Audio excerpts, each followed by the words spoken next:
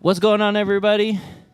My name's Devin, for those of you guys who don't know me yet. I know Drew's usually in this chair, but he's fired. he's been replaced. But no, he's not available this weekend, so we figured, no, do a one-shot. I have, a little bit of an idea of a little something in the brain space cooking. There is some familiar faces here with me, and one new, of course. Hi. So without further ado, you guys ready?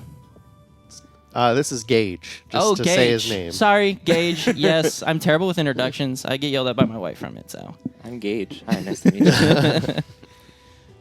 You guys good, though? Yes. Ready? Yeah. I think so. Alrighty. So, we begin aboard a massive brigand ship being brought to an unknown island that you guys really aren't familiar with, way off from Carcasso. You guys all received a letter at some point stating that a woman named Mayor Craven requested aid as children were being taken in the night underneath a blood-red moon. From your understanding of it, it's only happened maybe once or twice. You guys have been traveling on the ship for about a week or so. It's pretty remote then. It is very remote. This is probably from Carcasso, almost like opposite side.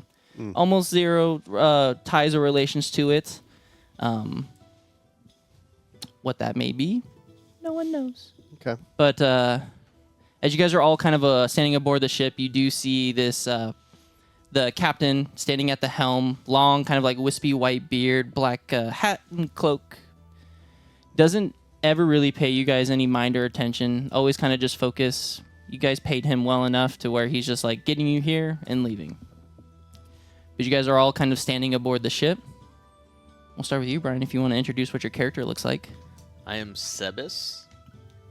I am a tall, thin, I guess semi-muscular man. I do wear chainmail armor in combat, but I am generally in a suit and tie with graying hair until I need to fight. Beautiful. Nice. Do we want to cover our Riftkin as well? Oh yeah, if you want to introduce if your Riftkin, who your Riftkin is, their name if they have one, and what they might look like. My Riftkin is Ductor. He is a physician, or he's a healer physician style, and he is just your normal Ductor. He has nothing special about him. Every Riftkin's special. Beautiful. So I today am playing Lancaster the Diligent. He is a bulwark or a knight, if you will. He normally wears plate mail, but his friends and adversaries sometimes call him Lancaster the Pungent, so he's removed it for now, and he's just in leather. But he does have a sword and shield. He is out to protect those that need protecting with his trusty Riftkin, Hubert the Windy. He is a dustike. Kind of looks like a little hamster controlling a tornado. And he's helping generate some winds to get us to our destination. Beautiful. Hubert, you said, right? Yeah, Hubert the Windy. The Windy, okay. Yeah. Love it. Please don't shorten it. Okay, I'll put that down. Sorry. Sorry, Dad. Wait, Hubert is the Dustike's name? Mhm. Yes. Very cute. Okay. And Gage. I am going to be playing Scotty Dodson. I go by Scribs by most people. I'm sort of a young adult, very bookish kind of guy. I'm usually covered in like a thin layer of dust. I like hanging out in dusty places with my Wickfint. I name Flicker. My Wickfint is a tank build, so he's a little bit beefier than usual, and he has sort of like spikes growing out from his big hunky legs. And yeah, I'm just kind of most of the time just scoping out people, looking through books and stuff. Nice. That's Scribs. Beautiful. So as you guys all kind of sit aboard the main deck of the ship, a bunch of different deckhands seem to be moving some rope, tying off lines, loving the assistance, especially from Hubert the Windy. Thank you. As just in the distance, you see maybe in about 5-10 minutes, you guys will be docked at this port. What you guys see in the distance is just a very mundane, singular dock that goes to a beach and leads straight into this absolute dense jungle that just scales upwards of a massive cliff. If somebody wants to give me an awareness test, I can go ahead and give you maybe a little bit more info. I'll do it. I'm good at this. Go for it. Go for it, buddy. I also have a mastery and awareness too. Ooh, okay. Yeah, if you want to make one as well, you're more than welcome to. This is open up for the table. I don't, so Godspeed. Okay. I don't know where my dice are. Did you want to do one? You can do one as well, Brian. Okay, yeah. So yeah, we'll if do it. do you have mastery and awareness? I do. So yep, go ahead and add that d6 to it. It's horrible. That's horrible too. I guess I'll partake. You're like, I might as well. What'd you actually roll? 7. Oh my, Yeah. My D20 was less than my D6. Ooh, buddy. that's pretty bad. Yeah. I'll be over here. What'd you get? Worse than Brian. Oh no. Awareness is based off exploration. It's based off of cunning. Cunning? Yeah. Oh, never mind. I'm horrible. I have 9 total. I have 7. 9, 7, and you got less than 7. Yep. It's kind of hard to make out. It seems like Hubert the Windy is making too much wind, and it's kind of drying your eyes out, and you're kind of like rubbing them. And you're like trying to get a better glance at what might be ahead of you. But it isn't until the captain screams out, "Land ho! 5 minutes. Prepare your things and get off my ship." Okay, sounds good. I'll turn to it's Sebis. Yep. I just want to make sure I pronounce that right. Sebis and Scribs. Mhm. Are we at a Scribs level, or do I still call you Scott? Oh, you can call me Okay. Scribs. Yeah, for Okay. sure. I will turn to Sebis and Scribs. Ready to solve this mystery? Yeah, just a little nervous. Just a little bit, but yeah. Yeah. Sounds good. Let's go. Just she said a blood moon and kids went missing, right? Mhm. Yeah. Okay. I just want to make sure we're on that page. I'm not really this kind of adventure type, so I'm gonna be hanging out behind you guys if that's all right. Totally fine. And he'll hit you on the back probably harder than you'd want. You're not a child. Don't worry. They won't take you. Okay. Good. All right. As you guys kind of pack up and gather the rest of your gear after being on here for a week, all a little bit smelly, but who isn't at this point?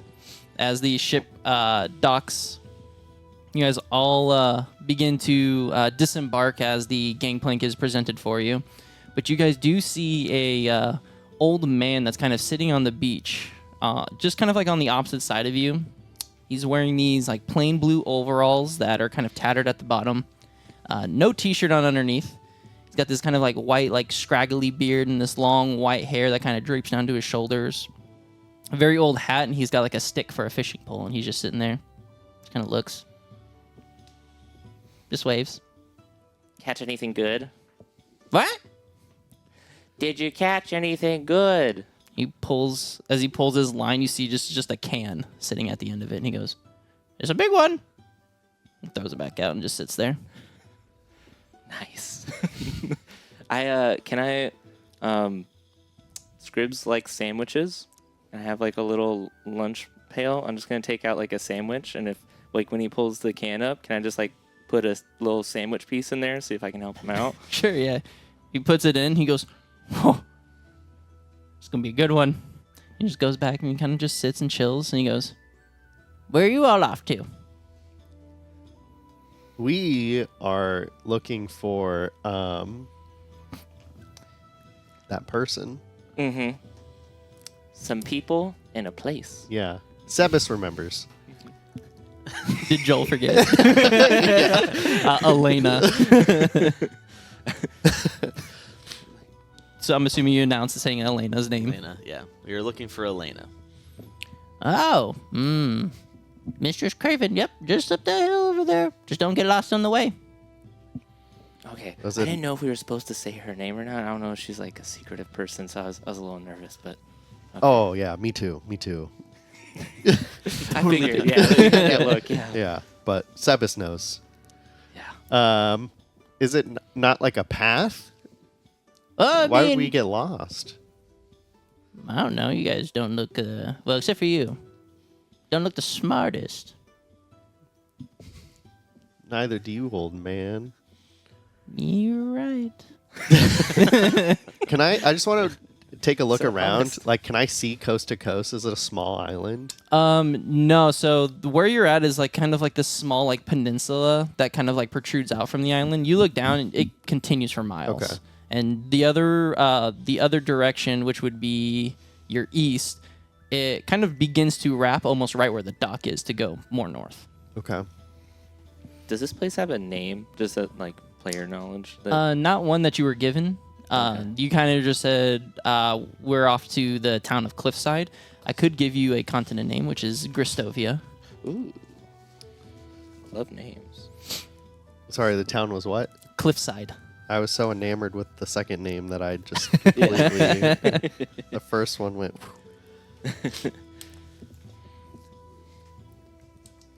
I'm gonna wander over to the fisherman guy. Mhm. Hey, what's your name?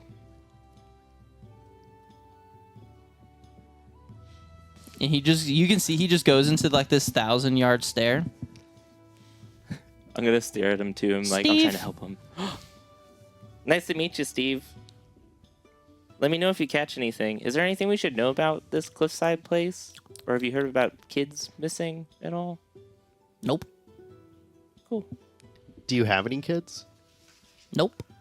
Just me. And my shack. And he points behind him, and you didn't notice this before, but there's about a 5x6 just shack. He's weird, and I would like to make a check to see if I can detect any traces of magic Okay. or Go ahead and give me an arcane. interference. Yeah, do you want to do so? Yeah, so if you're looking for magic, go ahead and give me an arcane test, or if you're just trying to like discern this person, it'd be influence. Okay, yeah, we're doing arcane. Okay.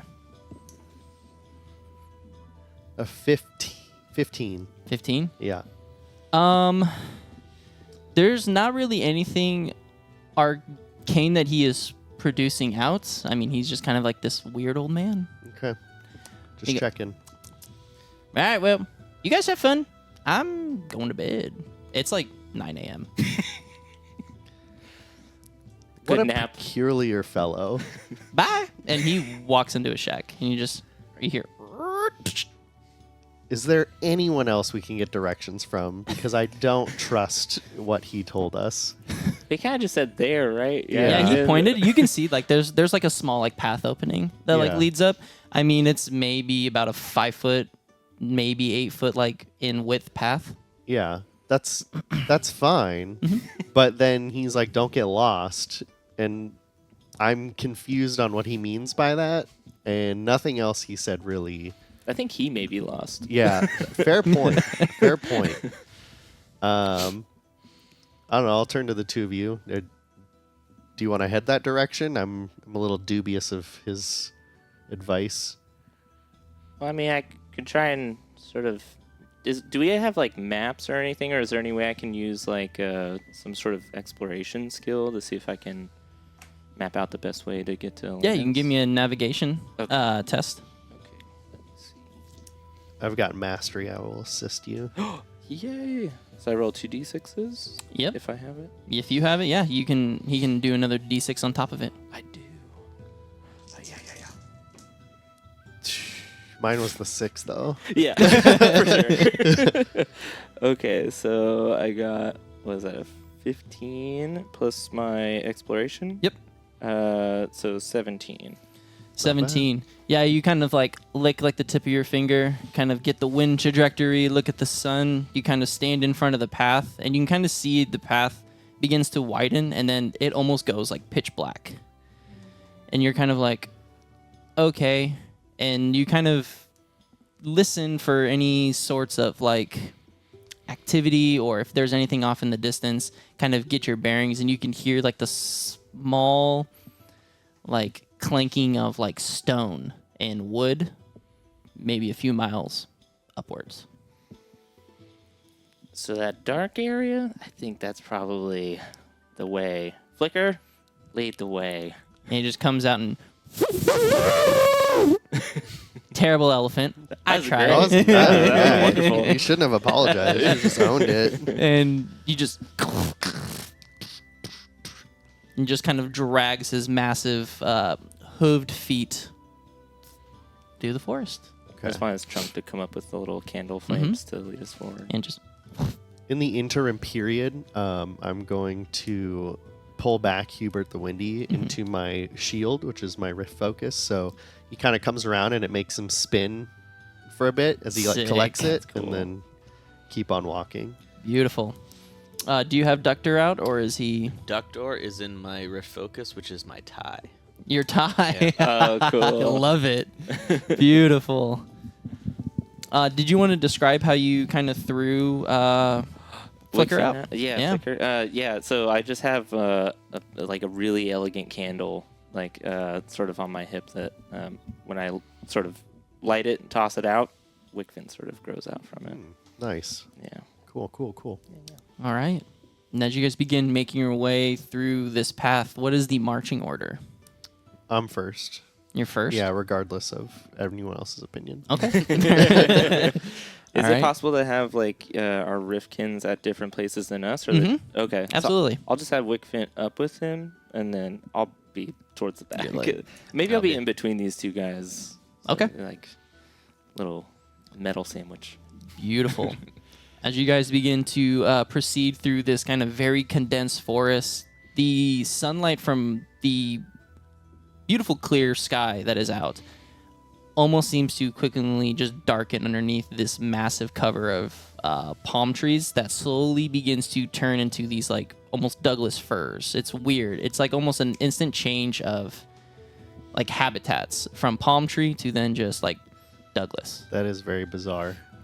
And it's just completely coated to the top as if it's almost night. And you just hear the flickering, or the chittering of different creatures off in the nearby forest. You guys want to go ahead and give me awareness tests from all of you? When I have mastery. Oh.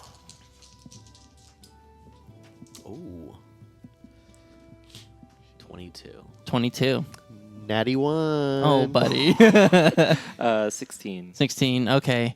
I'm just talking to Flicker. I'm just downloading my life story into this poor elephant. And he's just like, good God.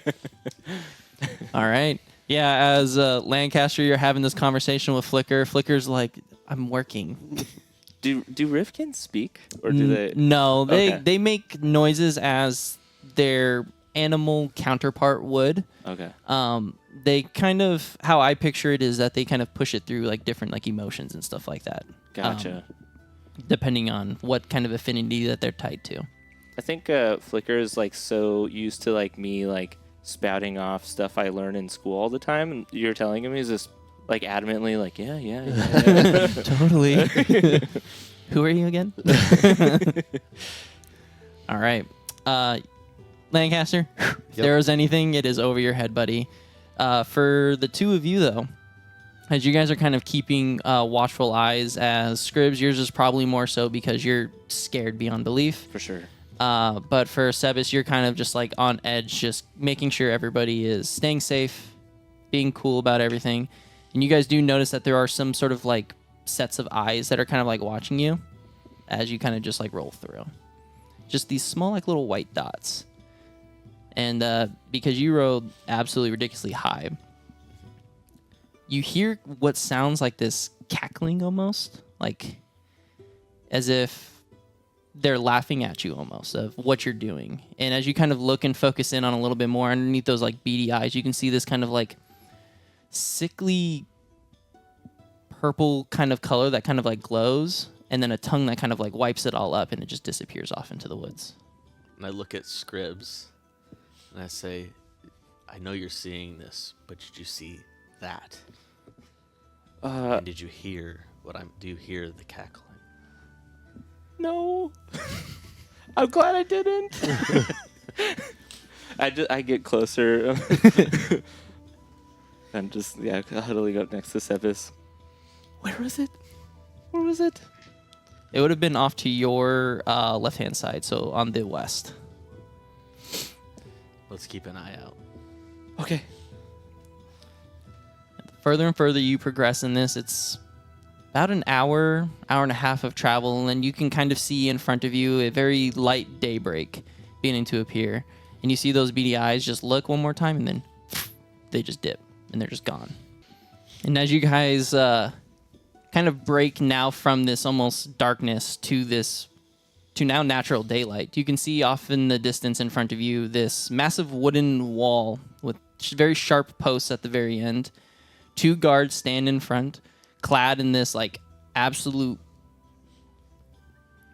what's the word I'm looking for? It's just very shiny armor, and it's kind of odd being almost in the middle of this forest. They got these long purple and golden cloaks, and on the front of their chest is a massive lion's head that's kind of protruding out from their armor. And as you guys kind of approach towards like where the main gate, the first guard, probably talking to you, Lancaster, as you're leading the charge, goes, "State your business." And as we walk up, I'm looking at Flicker, and that's how I got my 4th glory medal. Oh, hello. Good sir. We are here seeking an audience with Elena Craven. What business do you have with Lady Craven? She requested us to assist with the whole Blood Moon kidnappings debacle. Hold, please. And he kind of pokes his head around and like kind of through this gate, and he kind of steps in. You guys wait for probably about 5-10 minutes. He comes back out, and he pushes this massive wooden gate open. He goes, "Come on in. Head over to the Gore's Head Tavern, and you'll be summoned shortly." We're in the right place, right? Well, I'd assume so. This is the only place in the area with Elena Craven and missing children. So if you're here to assist, Yep. more than happy to have you aboard. Thank you. And your name, sir? Reginald. Nice to meet you, Reginald. I hate you, Joe.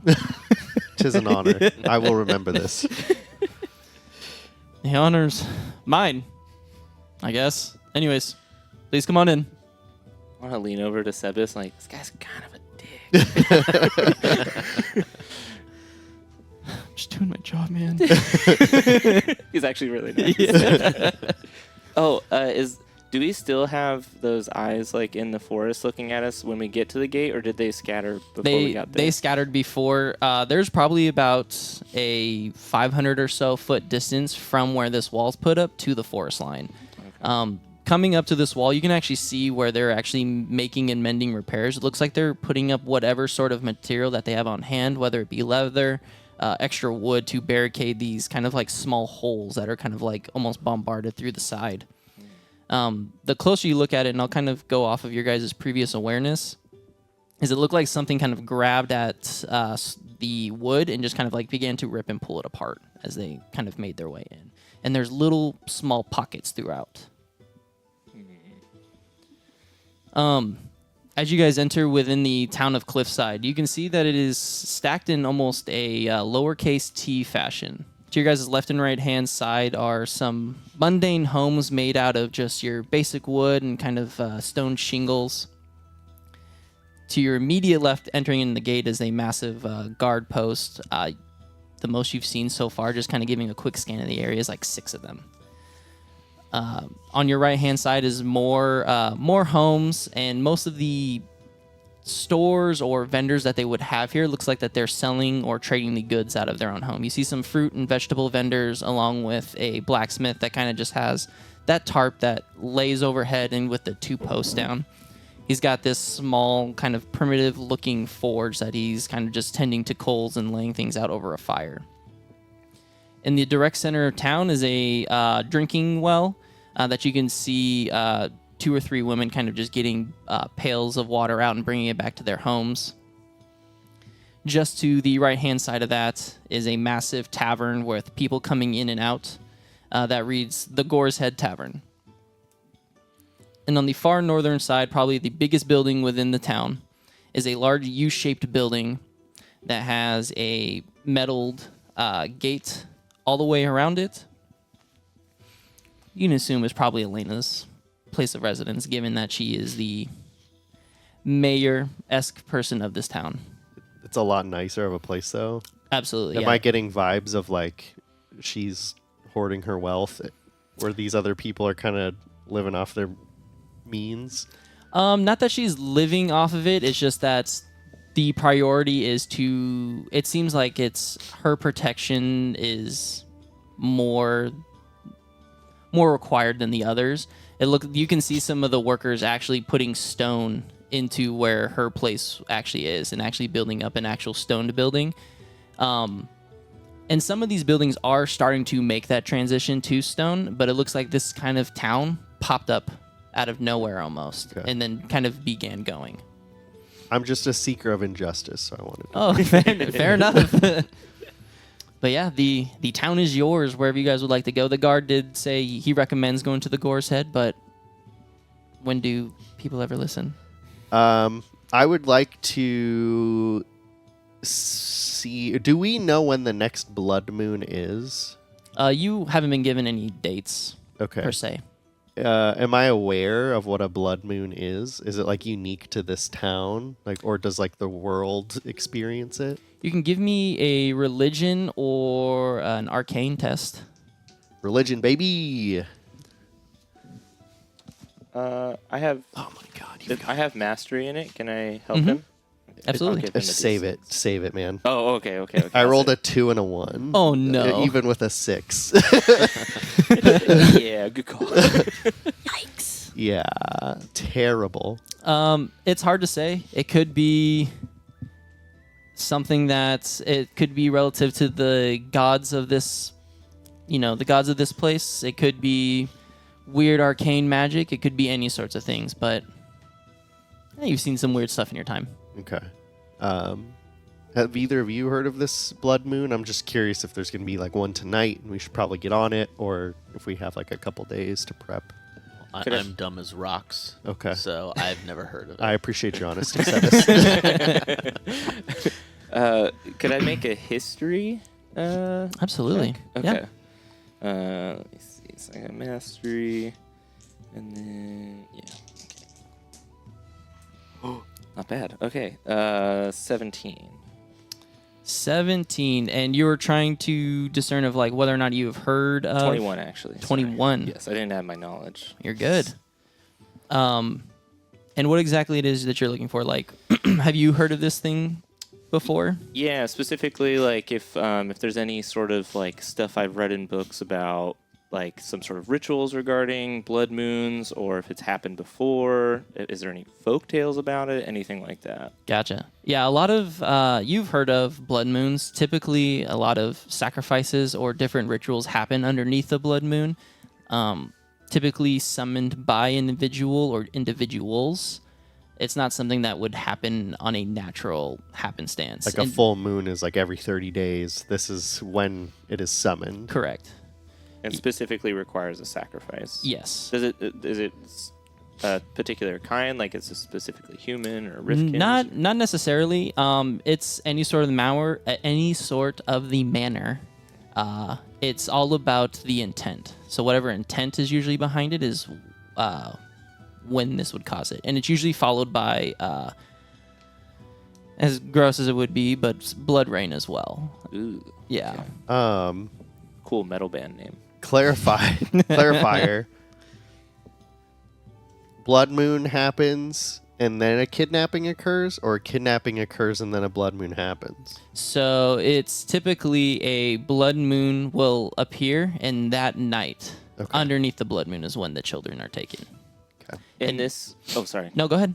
In the case of like what's happening in this town, maybe we have to talk to people. But do we know anything about like what procedurally is like all the kids went missing in one night, or is it like kid went missing, blood moon, kid went missing, blood moon? Like, Though she stated in her letter that it's happened for some time, so it could be like, you can make the assumption of like, 2 or 3 and then 1 or 2 or however many number, but that it has happened on multiple occasions. Got it. Okay. Yeah, I'm gonna reiterate a lot of that stuff. Somebody's dying. Something's getting sacrificed. I don't want to assume kids, but it seems like kids. This is awful. Yeah. I'm just like shaking a little bit and like holding on to Sebis, like trying to steady myself. Just getting woozy. Yeah. I think we need to figure out the pattern behind these disappearances, and we need to ask around. Agreed. Definitely. Yeah. Would you like to lead that charge, Sevis? We can. Okay. I can. Thank you. Where would you like to go then, sir? I do think the tavern is the way to go because there's usually people there. But do we have any people in the streets that like vendors in the streets that are just kind of hanging around that we could talk to before we go to the tavern? It doesn't seem like a lot of people are just hanging around. A lot of people are walking with a purpose, and every so often you kind of catch a glance of them looking up, almost expectantly of something. And a lot of like the vendors will kind of peek out, look into the sky, duck back in, and the blacksmith kind of like hammers out whatever sort of like material that they're working on, kind of quenches a blade, and then we'll put it on a rack, and you see a guard come by, kind of look over, grab like a handful of arrows, and then kind of like leave. So it's a lot of people are, today seems like everyone's walking or doing something with a purpose. What do you guys think? Should we go to the tavern or should we ask the blacksmith or one of the merchants here? I'm happy with either. They both seem like good ideas. Yeah. If we stay out here, I might talk to a guard while you talk to the blacksmith, or we can go to the tavern and just pick from the pool. Well, how about you talk to a guard? Okay. I'll go talk to the blacksmith real quick. Okay. Okay. You head over to the Split. blacksmith. Yep. We'll start with you, Brian. Okay. Yeah, as you kind of walk over to the blacksmith, you see as he's finishing quenching that blade I was telling you about and kind of like putting it up onto a rack. He goes, "Can I help you?" I'm wondering why we're here investigating the disappearance of children on the blood moons. Are there any patterns you can allude or give me on why these things might be happening? And I've noticed you guys keep looking up in the sky every so often, almost in unison. There is, we're under suspect that the blood moon will happen again tonight. One hasn't happened for the last 2 weeks or so. So we're all kind of just on our wits and on edge about everything. We only have a few guards on hand, so I tried to prepare as much as I can in the coming weeks before it happens, but everything happens so quickly. Have you experienced what might be taking these children during the blood moon? The only thing that I can tell you is there's scratches on the doors, sounds of ripping wood, and the screams of mothers losing their children as they're dragged off into the night. Have any of these mothers explained what took the children, how it looks, what it is? They say something very small and lean in stature, bipedal, but is usually kind of covered by whatever kid that they're dragging away. Is there anything else you can give me? Any other information? Not that I can think of off the top of my head. I'll leave you to it. Thank you. And he kind of, you can see that he looks saddened, but that none of this has happened to him personally. He's just more distraught, and he feels for the people of the town. And he's kind of doing his best, as he seems to be the only blacksmith within this very small community of people. It's a small town. I'm sure they feel it, not as much as the parents, but you know Yeah. everyone there. It's less than 100 people that are within this town. That's crazy. Yeah. Do you have an approximate population of the children? If they keep disappearing, I feel like with the 100-person strong town, that like that population's dwindling. Oh, definitely. Looking at even looking around this town currently, you don't see any kids like at all. Whether they're locked away or they're gone. Yeah, I hate to say it, but my kid would be locked up. Yeah, I mean, yeah, that's fair. Or like handcuffed to me. Yes. Come here. It's like the medieval version of like the child harness that you see Yeah. walking around Yeah. with Disneyland. It's Like if you're taking them, you're taking me with you. Yeah. You're not crazy. Yeah. and then you said you want to go. Did you want to speak with the same guard, Reginald? No, I'll find a different one. Okay.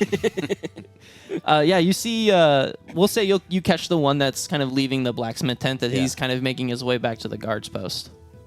I will salute and approach. Good day. Good day to you. I'm here with some other travelers. We were requested to come assist with the Blood Moon kidnappings. We could use the help. Do you have any idea when the next one might occur?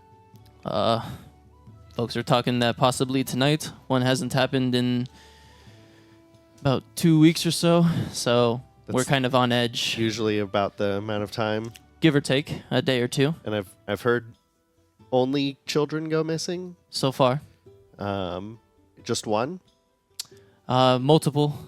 We've had approximately 10, maybe 12 children taken. Over how long? 2.5 months.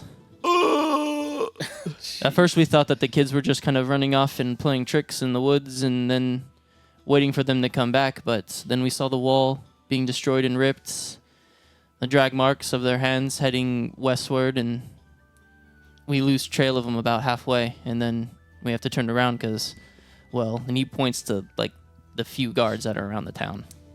The remaining children, is there a curfew or maybe a place where they're all kept and protected at night? Well, there is none. There's neither? There, we don't have any more kids. They're all taken. Oh. Okay. Well, I would still consider a curfew for the citizens, and maybe finding the youngest looking or smallest adults and have them be Anybody of short stature? yeah.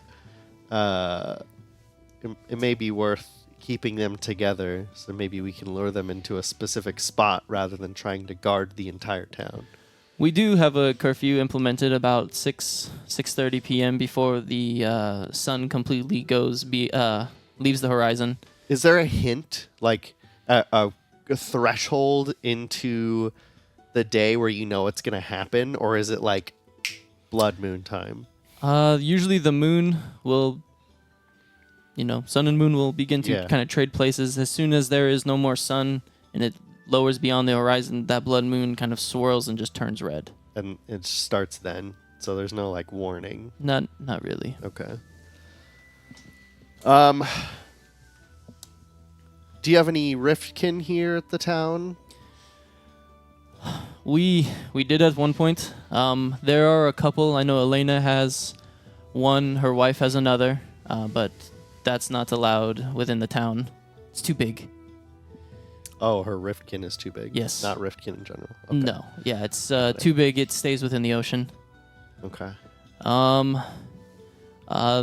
We do have a cook. He is a Riftkin. Oh. Okay. Interesting. He works over at the Gore's Head over there. He's excellent, but he specializes in eggs. Okay. Quick cursory look. What time of day is it? About this time, it's getting close to noon. Okay. So we still have a little bit of time. Okay. Well, I would request, if you wouldn't mind, gathering those in your town that are, I guess, the smallest. And if they haven't already kind of been made aware or warned, and try to keep them together so that we can team up and maybe take this thing down. Okay, yeah. I'll let the rest of the guards know and give them your ideas. Whether or not Reginald will take it or not is Oh, his own Reginald's your choosing. leader? He's the guard captain. Okay. Well, at ease, sir. And what was your name? Coriander. Nice to meet you, Coriander. And you too, sir. I will look down and realize I left my plate armor on the ship and that I'm dealing with just leather today. And make my way back to Sebas. Okay. And I don't know if you stayed with him or went somewhere else. I think I wanted to wander off towards wherever those where the woods pulled off, and just see if I can do some sort of check to see what kind of creature or whatever, like by the claw marks. Okay. Go ahead and give me while my sheet loads. I want to walk up to Sebas real quick while you pull that up. Go ahead. It appears there are no children left in this town at all. None. You know, I noticed that, and I was wondering if they were kept in Hiding. in hiding or Yeah. high security areas. Yeah. So my concern is that they might seek out younger looking individuals. A dwarf, Perhaps. an elf. Perhaps. But I just hope that our pal Scribs doesn't fit that note. But don't tell Scotty, How because Scotty tall doesn't is know. how tall is Scribs? Fairly short. Fairly I mean, short. they're they're like fresh into college, so and I'm pretty smart, so like young for my age. So I'm maybe like 5'4" maybe. Yeah, you know, yeah, Yeah. maybe even shorter. I think I'll need my armor. So when we talk to Elena, Yeah. I will be ready for a battle tonight. Okay, good. But again, don't tell Scotty, because Scotty doesn't know. Yeah. How many band puns can we put into this one shot? Oh, so good! I didn't see it coming. All right, Scripps. As you approach the wall, you can make a choice of either a tracking test or an intuition. They'll both give you different results. Sorry, tracking. What was the other one? Intuition. Intuition. I suppose I'll do tracking. Mm-hmm. What does tracking go based off of? Exploration. Exploration. Okay. I think I'm actually gonna have Wickfint do it. Or Flicker. Sorry. Okay. Because I don't have mastery in that. But they do. So let's see. Okay. Pretty good. 18. 18. And this is Flicker doing it? Yes. Okay. As he kind of like uses his trunk to kind of like push some of the debris over, you can see that his candle kind of begins to shift different colors, and it kind of warbles in between a green and like red combination, and then it just gets snuffed out as like this kind of like black like mist kind of takes it over. And you can kind of see what looks to be small like vines kind of like jutted in between some of these some of the poles in between this wall. Okay. So the candle flame was regular. It flickered green, and then black mist took it out, and then vines in the holes. Yep. There's Okay. vines that are kind of like very small and very like minor. It looks like it's just natural plant growth that's kind of like taking this thing over. But you can see as it looks like it's like torn away from something Okay. the closer you look at it. Gotcha. Yeah, I'm just gonna start taking down some notes, and then I'll head over. I'll assume that they're probably gonna head towards the tavern eventually, so I'll hang out near there. Beautiful. And then are you two heading to the tavern area? Yeah. Okay. All right. As you guys kind of all Scribs, you're kind of just sitting on like pretty much like the deck of where the tavern is. You can see what looks to be this large, burly man, darker skinned. He's got these cornrows that are pulled back into a very tight knot. And he sits with like this very furred and natural made armor. And he kind of sits hands kind of crossed, and he wields a large, heavy crossbow on his back. And he kind of just sits there. And he's got this like huge, like massive, like underbite. He just kind of leans and he looks at you, nods, and just kind of keeps watch. Looks like he's just a bodyguard or security. Okay. Yeah, I don't think I'll pay him too much mind. I'll just wait for my friends. Okay. Okay. Yeah, Yeah, no- we'll approach and kind of I think just group download. Other than I think you look like a child. You guys aren't telling me that No. part. Okay, No. okay. Yeah. But yeah, there's no kids. Maybe potentially a blood moon tonight. That kind of stuff. Yeah. Good. Do you guys this black mist and vine stuff? Do you guys know what would be causing that, or you have any ideas? Can I tap into my religious knowledge to see if there might be a tie Sure. there? Absolutely. It's cocked. That was so much worse. 11. 11. It's hard to say. There's not necessarily like a religious thing around like the plants or anything like that. But when he does mention the mist. candle turning different colors and then kind of shunting out from like a black mist that kind of encompasses to snuff it out, there's something with that mist that kind of clicks something on that's not necessarily like a religious, but more of like a arcane religion kind of that kind of like meets somewhere. Kind of interference, an unnatural. Yes. Okay. Yeah, it's all I can. That sounds familiar in a bad way, but I'm sure you picked that up seeing it. Yeah. Just I don't know if it's a Rifkin doing it or what, but I don't know, it's kind of weird. Have I ever seen Flicker's candle do anything like that, like change color before? The changing color is him picking up like different rift energies, and especially if it's tied into any sort of like magic. So like his flame will flicker into a certain color given whatever sort of magical affinity it is tied to. So I assume green is some sort of nature Yep. grass. Okay. Yep. Cool. So it would be Okay. plant. Got it. There's some sort of plant magic, and you can attune with his with Lancaster's religion, kind of find that overlap that there is some sort of undead also that's kind of mixed into there. Some kind of plant undead Rifkin energy going on. Creepy. It must be some of that stuff that we saw on the way here, maybe. Yeah. That might have something to do with it. In all of the books that you've read, does that sound like a Riftkin in particular? Could I make a history check on that, or? Sure. Go for it. It's very good. 25. God. 25. Man. You've heard of different Riftkin being able to have this sort of like almost life and death sort of combination, and that there are certain plant Riftkin that kind of carry this undead nature. The name kind of escapes you for the time being. Well, then we'll flip his notes. But Think it there, real hard.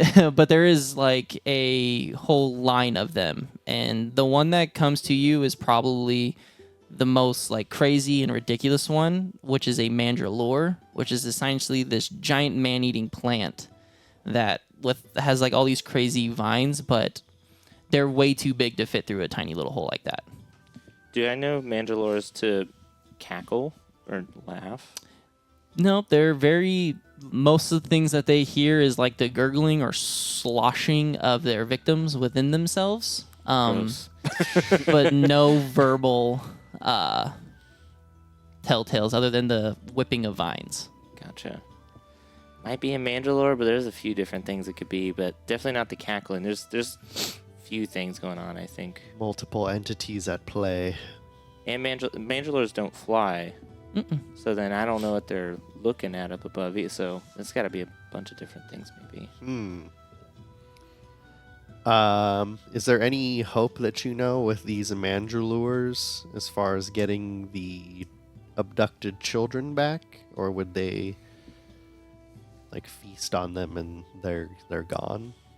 Yeah, are they like just are they herbivores? Do they go out and like hunt people? They're essentially they're a man-eating plant. Ooh, okay. Yeah, like it's like within their little bellies below, like think of like a piranha plant almost, like Yeah. where the bases of the piranha plant is where their stomach would be. So it's like Okay. it all rests in there, and it kind of just dissolves away through like acid and. What's the digestive period on a man? Can we save it? It's like seconds. Okay. Is So that- immediately if somebody's eaten, they're Yeah. gone. Okay. And there's no like, is it like survival? Just whatever's closest to me, I'm gonna eat that thing, or does it hunt specific things? Like, would it be possible for a Mandalore to specifically be like kids? Yum. It'd be out of characteristic. Oh, Usually okay. things are brought to it, or just unwary travelers happen upon it, and they just go, "You smell nice," and then Gotcha. they usually wrap them, break them, and then digest them. Break them. Wow. Wow. Okay. Yeah. See, my concern is that they've been harvesting the children because they are unfortunately the easiest to get or to pull away. And maybe they're gathering strength and working their way up the food chain, so to speak. Yeah. Maybe somebody's like, I wonder if someone like is controlling the Mandalores and like taking the kids themselves and feeding it to them. If I don't know if that, because Mandalores wouldn't just go out of their way to get the kids by themselves. So, And I don't think they'd be sacrificing anything. It sounds like they'd be eating it. yeah, Sounds like to me somebody likes to feed young to the Mandalore. yeah. Maybe. But why would a Mandalore need young to survive? Well, those are questions that won't matter when it's dead. Exactly. So let's get around in us and get some more information, and I'll head to the bar and get some drinks for myself and my two companions. Okay. Yeah, as you approach the bar top from your table, you see what looks to be a smaller statured individual man, but he's got like this like thick red beard that's pulled down into like this giant knot down at the bottom that's kind of got this gold cufflink on it. Long red hair pulled back, wears kind of this white tunic and just a brown, barkeep little words escape me. Apron. Like Apron, okay. thank you. I don't know why I couldn't think of apron, but yes, an apron, and he's kind of sitting there cleaning glasses as he's kind of puts one off to the side. He goes, "How can I help you?" I'd like a round of ale, three pints, please. 3. Any food with that? I'll look over at the two of them, and we've just spent a week on a boat, and I'm sure the food wasn't amazing. So yes, please. Food's not any better here. And he kind of like beats on the door behind him, and you see just this large orange flaming orangutan come like barreling its head out, and it's got like a cute little chef's hat on top, and he goes, He goes, 3 sets eggs for the gentleman. And just kind of close it, and all you hear is as just a large fire just erupts. Nice. Give him like 5 minutes, and your scrambled eggs will be ready. Appreciate it. Have you heard any of the rumors about a blood moon tonight? There are talks amongst the town, yes. Yeah. How do you guys typically prepare for that? I have my safety measures, and he points over to the windows and the doors, and you can see that there are essentially like a metal shutter that he drags down over the top. Interesting. Newly installed about a month ago once things started just breaking in when I wasn't here. Cursory look around. How many people could fit in here? I'm not asking, I'm looking. Give me an awareness. Okay. Or an intuition. It's the same. Okay. 6. In this center here, on this main floor, because it is a 2-story tavern, probably about 10 to 15 people comfortably. Okay. There are probably about 8 rooms, give or take, if you kind of recall from the windows outside. 4 on this side, 4 on the opposite. Okay. Would you be opposed to letting some of your younger or your weaker stay here tonight while the able bodies protect the tavern? Most people do once I installed the shutters, but happy to take in, 3 more from your group if you're looking to stay? Oh, we would be on the outside. That I don't recommend, but I'm not your mama, so No, you're not. no, I'm not. Okay, I will just take that knowledge in for now, and Okay. that's it. Yeah, and he kind of pours you your drinks. By the time the conversation's done, you see 3 plates stacked this high of nothing but egg. That's a lot of egg. And he just goes, here you go. That is so much. It's a lot of egg. All right. Well, eat up. I need some hot sauce for this. And a pack of tortillas. Just go get the mission Yeah, tortilla packs. Yeah. They're like this big. We need it. I can't just eat that much egg. There's So absolutely much egg. there's no seasoning on these eggs whatsoever. It is just scrambled egg. How many chickens are here that this is? That's crazy. Who said they're chicken eggs? It's all like instant point. egg mix. So yeah, the rest of the day is yours. Oh, you guys, you can have this. I'm gonna push the ale over to you. I appreciate it, but I'm too young. Can I walk over? Do you have milk He just cocks his head and he goes, and a bologna sandwich? "Don't ever ask me for milk in my establishment." Oh, is that like prized possession stuff here, or? He's with you? Yep. I'm sorry. Thanks. What is that? And you can see he actually gets down from where the tavern is, and you now see that he is a very short individual fellow, and he kind of walks and Tell him, Scribs. he kind of like he walks, but he's just jacked, and he just kind of like walks around and starts clearing off more tables. Sebish, someone should warn him. He's a small, portly fellow. He looks strong. That's why when you said that, I was like, "Oh God." I'm here for it. Okay, so no milk. I didn't get an answer why, but I offended that guy real bad asking for milk. I'm going to look and see if there's just bread. No bread. There's no. It is literally eggs and Okay. ale. That's all they serve. You don't bring your own bread as a sandwich connoisseur. You don't have like a loaf ready to go. I kind of pre-made it, and I gave half of it to that guy earlier, and so I'm like half bologna sandwich now, and that's all I got. I didn't pack well for this. Yeah, Looks like we'll have to do this in one night. seems like it. We didn't bring enough supplies. Well, as I finish drinking one ale and I grab his I'm like, whatever. I will stomach as many eggs that would fulfill me. I'm not going to overeat and vomit up a mountain of eggs, but I will just start eating in preparation for this evening. Yeah, you notice looking throughout like the rest of the tables that who you come to know by hearing people talk. The Boris is his name, the tavern owner. As he's kind of clearing the tables, you notice that like half of these like plates still have eggs stacked crazily high. Yeah. And he just takes them. He walks to the back, and you just hear, just scrapes it off, and then Oh no!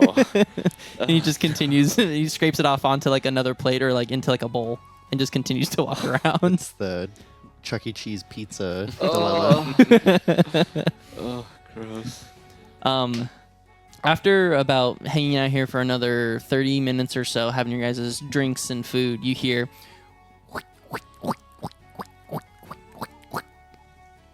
sounds like a wet sound of like some suction cupped feet hitting like wood and like pulling up.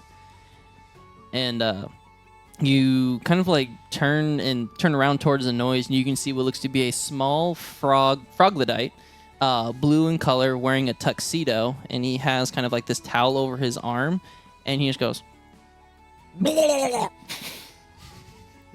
and presents you guys a note and sets it on the table and just stands there. Well, seeing as you two are best dressed. Yeah, I compliment his suit. Thank you. Is this like is he speaking? Is this like a language that he's speaking, or that I could try and make sense of? I have no idea. You've seen troglodytes before. They're usually a lot more primitive and like weaponized. Like they're like excellent hunters, trackers, and like assassins almost. This one's very regal and well put together. So he could have a little bit more going on in here than most. Okay. I like your suit. So dapper. But yeah, if you read the note, it says, "Please follow me." Well, best get going. All right. Whatever eggs Lancaster couldn't finish, I'll just have Flicker just like vacuum up like the Nice. excess eggs. Probably the only time for Telly bye-bye. No. But yeah, like the only clean plate in the entire tavern. But as you guys kind of get up, he goes, "Prow." And he just paddles on off. As soon as he gets out into the main street, he takes just a sharp right and starts heading straight to that huge U-shaped building. Can I just leave on a little napkin that says, "Boris, get out quick. You're not safe. They're hunting little people." Yeah, you leave. Oh, sure, yeah. You leave it on like a little napkin. Yeah. Okay. Just kind of give him a wink. He just kind of looks at you tip. like, Yeah. oh no. But yeah, as you guys end up following this troglodyte towards the mayor's abode, he opens up the iron gate, kind of gestures you guys to come in, shuts it behind, and just keeps paddling in. Goes through this large, giant oak door and just pushes it open, and you're met with this very regal entrance. It's looks like that there should be a large chandelier hanging from the center, but it's only the pole that sticks down. A large painting sits directly in front of this large door on the back wall that's hung in the middle next to all these like red drapes. There is a gentleman with short blonde hair that's kind of combed to the side. He's got a blonde goatee and wearing a magnificent golden crown and dressed very regally, and he kind of holds a scepter in one of his hands. Next to him is a woman with similar long blonde hair, these bright blue eyes, wearing a very sparkly blue dress that kind of seems to almost glitter off the painting itself. And then you see two small children that look that are identical in nature. One boy, one girl, and they resemble the two of them in almost uncanny-like things. The boy, though, has like tousled hair, and he kind of just looks smug and pissed off in this painting, and kind of like is slouching. When you say uncanny, like they look like clones. Almost. Interesting. There is this kind of like wrapped staircase that leads up around behind the painting, and then you can kind of see as there's two hallways that go off to every corner. To your immediate left, there is a set of double doors, and also to your right-hand side. And coming out of from your left, you see what looks to be almost the woman in the painting, but a lot younger. Hello. Sorry for the weird greeting and unfortunate circumstances of you guys being here, but my name is Elena Craven. Pleasure to meet the three of you. You all are? Scribs. I am Lancaster the Diligent, and I will pat the troglodyte on the head and say, "Thank you, Duncan." And I am Sebas. Very nice to meet you. And sorry, that's we just call him Blarg. 3 H's. Interesting. Okay. I know him as Duncan. Okay. Please, right this way. And she kind of gestures you to a dining hall right behind her. It seems like you guys have already ate, but please feel free to have a seat in here and we can discuss, or I can answer any questions for you that you might need. My wife is currently out somewhere about here. I'll grab her shortly, and we'll be accompanied by our Lord Keeper here shortly, too. Do you have any bread? Yeah, I have bread. Yes. Scribs here would love a sandwich. Do you have a preference of sandwich? the most basic of bologna sandwiches. Okay. And you see Blar go, Really, Scripps? Just bologna? I thought you liked all kinds. The bologna is the best. I've tried many sandwiches. Bologna is superior. Okay. Oh, Blarg, milk too, please. Thank you. yeah. Oh, did we get this fella's name? Did I miss that? Who's? The lady talking to you? the lady. Yeah, it's Oh, okay. Elena. Oh, she right, introduces right, right. Elena. Okay. Got it. Okay. And she just goes, please, come on in. And she'll walk to the head of the dining table and kind of sit there, but gesture for you guys to sit wherever you would like. I'm going to sit down somewhere in the middle, and I want to take a cursory look around while we do so to see if any of their windows are like the tavern, where there's some kind of mechanism to close it and all that jazz. Okay. Looking around, I'll say you wouldn't have to make a check or anything for it. They don't seem to. Everything here seems to be in pristine working condition. Doesn't seem like anything has been damaged, but there has been precautionary, like, sandbags and, like, the barbed wire sort of deal around, like, the base of the windows and stuff like that on the outside, but everything seems almost untouched. Okay. So, as you know, there's talk about the town that there possibly might be a blood moon tonight. What is your guys' plans or goals for finding the young ones? For fighting the young ones? Finding the Oh. young ones. Sorry, I my was like, accent what do kind you of... know that I don't? We're gonna fight Boris. No! Sorry, my accent kicked in. Oh, I had a couple of questions about the blood moon, particularly. Okay. I know from what I've read, blood moons come up after a sacrifice happens. How do you guys know a blood moon's gonna happen? We don't. We're Okay. just always expecting it to be every night. But one hasn't happened for 2 weeks? 2 weeks, 2.5 weeks, somewhere around there. And that's more than normal. Like, is it normally every week, every 3 days? But it's now It's been 2 usually- weeks and you're just anticipating it. Yeah, it's like, usually every other week is usually on the dot is when it happens. Okay. I'll lean into Sebas. It's because they're out of kids. I'll have much less social awareness and be like, yeah, but what happens when there's no kids? I don't know. We just they took the last of them the last time they were around. So is it gonna start just like moving up in age, or I have no idea. My assumption is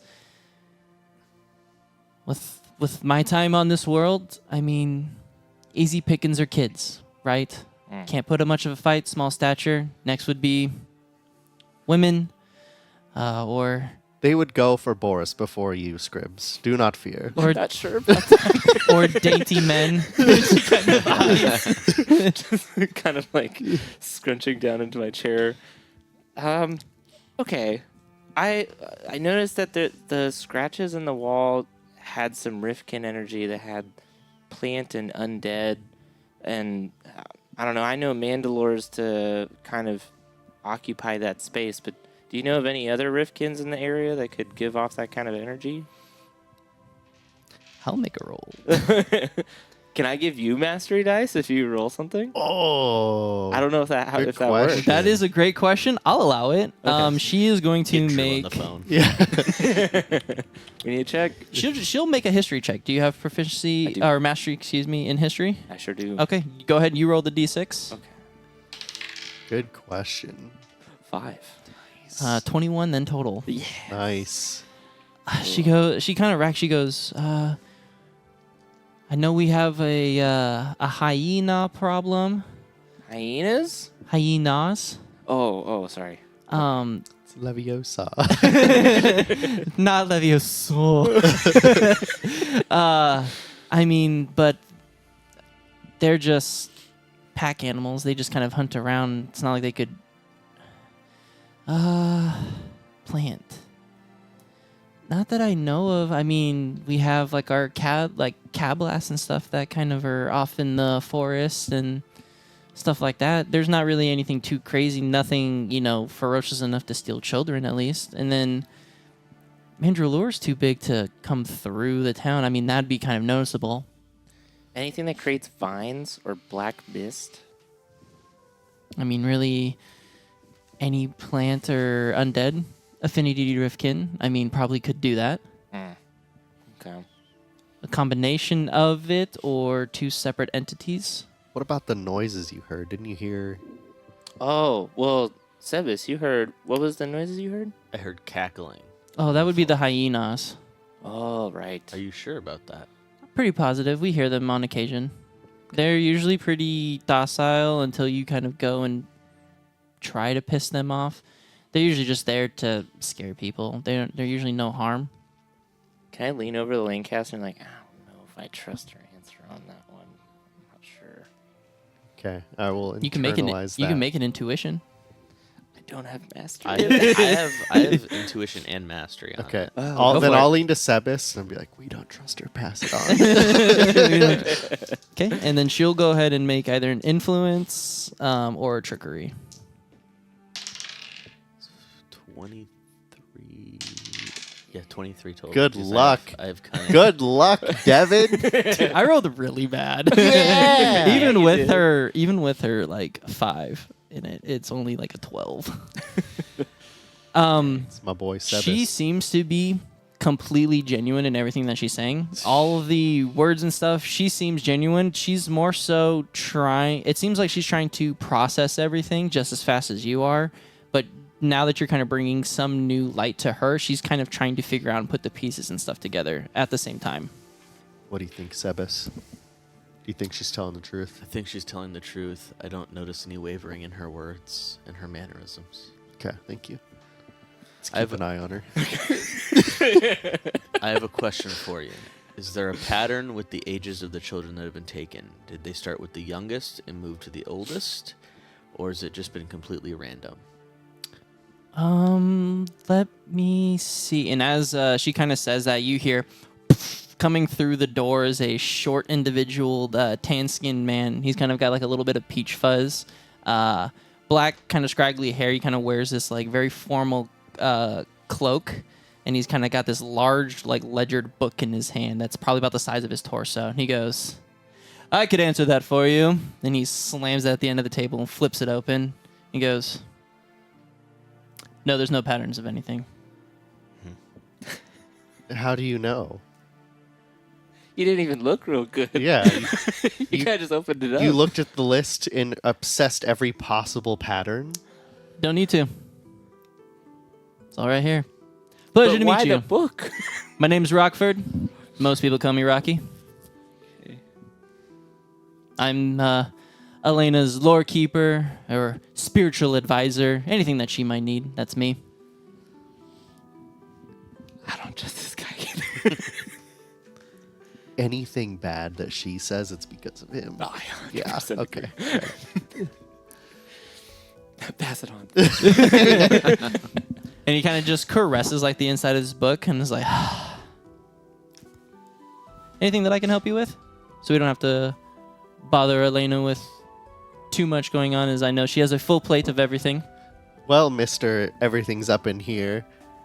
Is Me. there going to be a blood moon tonight? Probably.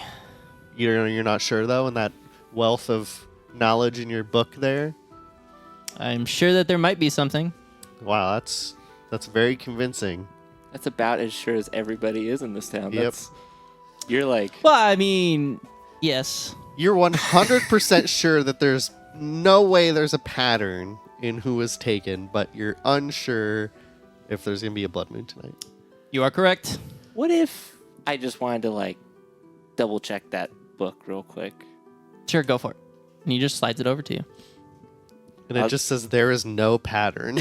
You're not too far off. Like it literally says, "I have no idea what I'm doing here." And then there's drawings of him like buff. Like it's just scribbles. Just doodles. For Yeah, real? for real.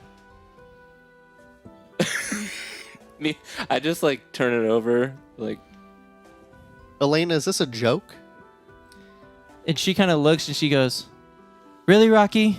He goes, I'm just screwing with you. And he turns the page, and there's an actual thing of stuff there. So he goes through. He actually has it organized, like days of when it happened, how long it occurred for, how many kids were taken, and then it kind of shows like, and then he has like some side notes of like blurbs of like, this can only happen if there has to be a person doing this. This can't be by a Riftkin. You say amount of time it took place for. Are we just saying hours, or like there'd be multiple day blood moons? So in his notes, it states that the blood moon would start as soon as the sun left.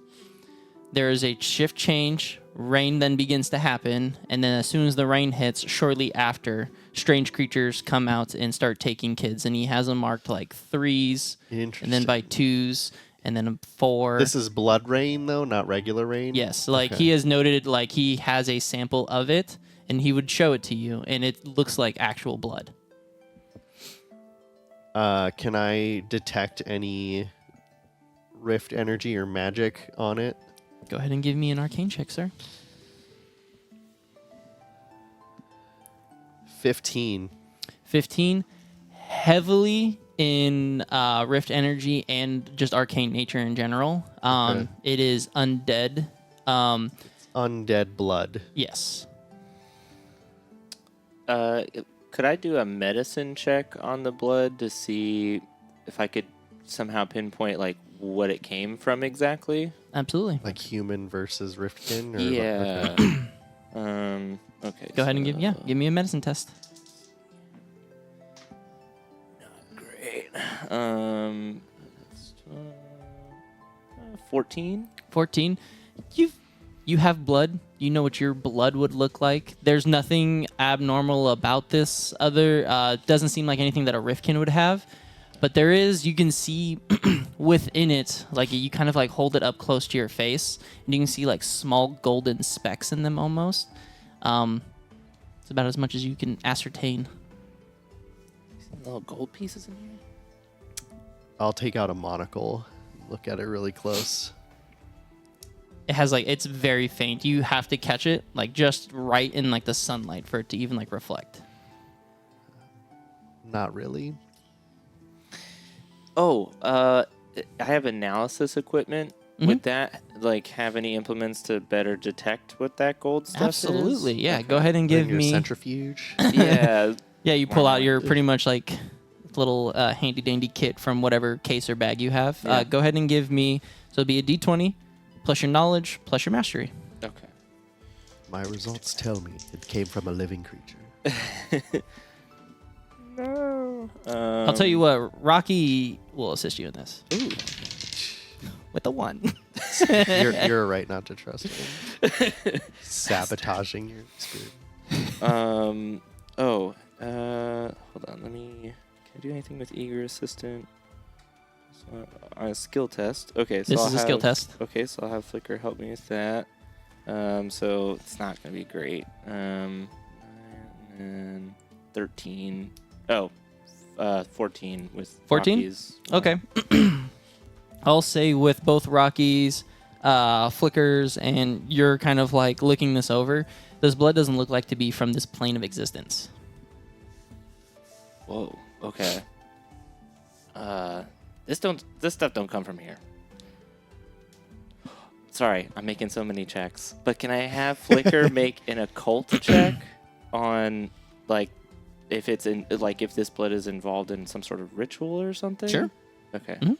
It's the last one I promise. You're good, buddy. Got this guy here. I could never figure this out. You're All I literally know- playing your class. Go for it, dude. This is my Sebis, thing. all this tells me is we're in for more of a fight than I thought we were. I'm pretty excited. This should be fun. I can't wait to see your skills. Okay, occult. So he had Flicker has mastery in occult, and then occult is that knowledge? Mhm. Okay. So 17. 17. Sorry, all the side. I completely forgot what kind of you were asking for the occult for. What? Specifically to see if like if maybe the blood is either used in a ritual or it is The result of said yes, ritual. Exactly. Yeah, it seems like it could be the result of Okay. said ritual. It seems like that this is the blood rain Gotcha. that is coming down. So it looks like that this, whatever this is the result of. Okay. Cool. Do you think they are sacrificing something to bring something in from another plane? Yeah, maybe like the blood rain is just sort of like the fall off of something coming through. Yeah, maybe.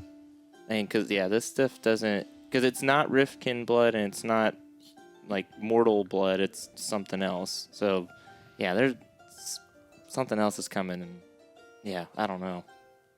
Interesting. I'm just picturing all manner of creatures in my head. I'm shivering thinking of similar creatures like, oh, no. And Rocky kind of takes his book back. He goes, "Yep, so that's what I got." Kind of puts it down. I notice your building has significantly less damage than the rest of the towns. Are Why you is talking that? about- Yes. Or Rocky, if he feels Mr. Know-It-All would have a better answer. He goes, "Well, actually," and she just goes, "Quiet." And she Nice. silences him, and he goes, kind of puts his head down. To be honest, I really couldn't tell you. I stay locked in my room throughout the nights. I mean, I don't know if it's because of who my wife is, but usually nobody really bothers me because she's kind of a hothead. Who's your wife? Her name's Blake. She's somewhere around here. And you see Blar coming in now with your sandwich and your milk. And he kind of sets it down. And behind her, you see a similarly tan-skinned woman, but she's pretty tall. She's closer to the 6 feet. She's got this long, curly, like black hair that kind of like curls down and around her collar. She wears a white blouse, ruffled, and a kind of like leather corset that kind of keeps it everything kind of like together. She wears these long kind of like leathered pants and boots, and she has a long repeating rifle on her back. And she wears a tricorned pirate's hat. Sorry, people don't bother her because she's a hothead, or the monsters haven't been bothering her because she's so aggressive? Yes. Both? Yes. She, "Dear, please," and she kind of gestures to a seat, and she sits right next to Elena. She goes, "How's it going? I'm Blake. Pleasure to meet you all." Nice to meet you as well. Pleasure. I don't know about you two, but I'm thinking we pivot the tavern plan to here. This place is pretty fortified, yeah. Fits a lot more people, and I think Blake might be a fun help outside as well. I agree. I think we should get everyone here and hold up here instead of the tavern. How would you, Elena, Blake, feel about that? Having people stay here? Just for the night. I mean, Unless there's no blood moon, then 2 nights. Unless there's not one, then it might be 3. Whenever you get a feeling like it's coming on, just... I'd be okay with it. I mean, I don't mind. And you see Blake, she kind of gets uneasy for a second, and she goes, "Whatever she wants, she gets." And then I think the 3 of us, maybe Blake, maybe the guards, and anyone else feels ready, we can protect the building from the exterior and maybe finally find out what's going on. And maybe Boris. Yeah, so we Boris. can track them down if they take anybody. Yeah, yeah. Why would they take Boris? Little man. Just look at him. But We're, and then exactly. oh, Exactly. that's Rocky, fair. that's you too. Yeah. Yeah, Be careful. I ain't worry about nothing. Yeah, okay. So I don't mean to be sorry if this comes off rude or anything, but I feel like I have to ask the question, why haven't you done this already? If these blood moons have been happening for 2 months and you called us and from across the waters to come and help, how come you didn't keep people locked up here before that? Being as unpredictable as it was, we just didn't know We thought it could have been a one-time thing. Then it happened again. And then by that time, you know, she gestures over towards Blake. She didn't want anybody in here to make sure I stayed safe. She's the more selfish one. She's like, whoa, whoa, whoa. All right, fine. And she kind of like adjusts in her seats. And you can see that just the talk of everything kind of gets her uncomfortable. Blake's not from around here. These people came from where we used to reside over in Eisenwald. We've only been here about a year, maybe 2. Got completely ransacked by these strange folks in robes. And then my father decided to move us here. He stayed behind to defend off what he could of the city and never came back, along with my mother and brother. So, I guess for player knowledge, that picture that we saw, like, that isn't resembling, like, Elena and Blake then. Like, that's resembling... Elena and her brother and her parents. Yep. Okay, gotcha. Where is your brother? I don't know. He stayed behind with my father.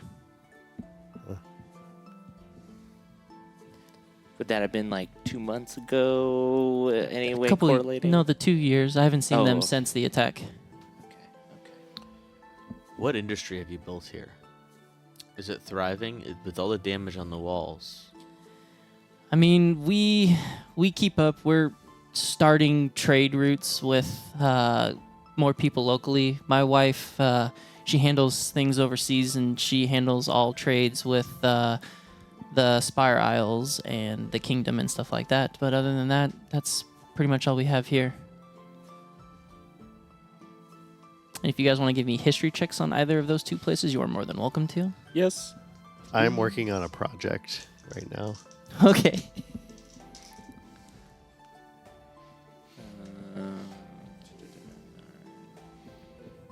20. 20. The Spire 30, Isles is an archipelago of many different isles that's ruled by one man. He goes by many different titles. You've heard of the Plank King. You've heard of the Pirate King himself. You've heard of like the Butcher of Seas, all sorts of manner of things. But he kind of manages this entire archipelago of islands that have just all sorts of different hierarchy, but he kind of oversees them all. They are massive dealers in, gun exporting and powder and all sorts of trade, legal and probably illegal. The Kingdom is an island that would be off the southwest coast of the mainland, where it's housed individuals that have come across Riftkin energy and have harnessed it in with themselves and have taken on sort of animalistic features themselves because of it. So they have been secluded to an island because nobody knows how to deal with that, and they're very unpredictable. So they have grown their own civilization. And this is Blake's papa? The Plank King guy? Or is this just No, the she's person just who... that's somebody that Oh, she just deals with. Oh, okay. Got it. Yeah. Got it. But yeah, overseas mostly. That's why Blake actually just here. She's bringing in some supplies. She was gone for about a week or a week and a half, and she gathered what we could to mend repairs. You can kind of see outside the dining room window, you see a couple sailors kind of hauling in long sheets of wood and some metal, kind of like bits and pieces. There are some 2 or 3 barrels of who knows what, along with firearms too now. And you haven't done any kind of land expansion that may have incurred a wrath of some kind? Not that I'm aware of. This was all open territory when we kind of established and got settled here about 2 years ago. I got sent off with probably about 40 or 50 people that could kind of build up this civilization from the ground. And we're still building. but not encroaching on any, like you never didn't see any riftkin wildlife or anything that you forced to move. Nah, not that I'm aware of. At least not that I was told. Do you mind me asking what someone mentioned that Elena, you have a Rifkin that's too big to have in town, so you have it out in the waters. Oh, that would be Blake's. Oh, Blake's. Yes. Do you mind me asking what your Rifkin is? She goes, yeah, it's a basilis. It's a giant sea serpent creature. Okay. Stens probably about 2 or 3 of my ships. Can't leave the water. But you can kind of see it if you go stand over near the cliff, but I don't recommend it. Yeah, I'll step right here. Right for me. Can you utilize it in battle when the blood moon happens, or is that visibility completely gone to it? Visibility is gone due to the rain and the distance of where the cliffside is in comparison to the town. Along with height. I mean, it's big, but it's not that big. Question for DM. Yes. So we got off the boat at the dock, and then we went into town. What cardinal direction were we heading? North. North? Okay. And then the scratches from people were being taken west. When she's talking about, like, you can see it from the cliffside or anything, what direction is that? East. East? So Okay. that'll be, if you're in the center of town facing towards Elena's place, to the east is the cliff, probably about a quarter of a mile. To the left was where, like, the gate and the wall is, where all those kind of, like, rips and tears kind of came through, and you guys came in from the south. Okay. Hey, Rocky, do you have a map around here? Yeah, probably somewhere. Why, you need it? Yeah, preferably one that's not in your brain. Yeah, I can do that. I had to quit. I don't want to get in trouble. She kind of like looks over to Elena, and he's like, "I'll be back," and he'll run off, and he'll bring you something. Okay. I don't have that prepared. Oh no, I mainly whenever it gets there, I'll ask Elena and Blake, and I suppose Rocky. If I have to. If I have to. Scholar to scholar, this guy stinks.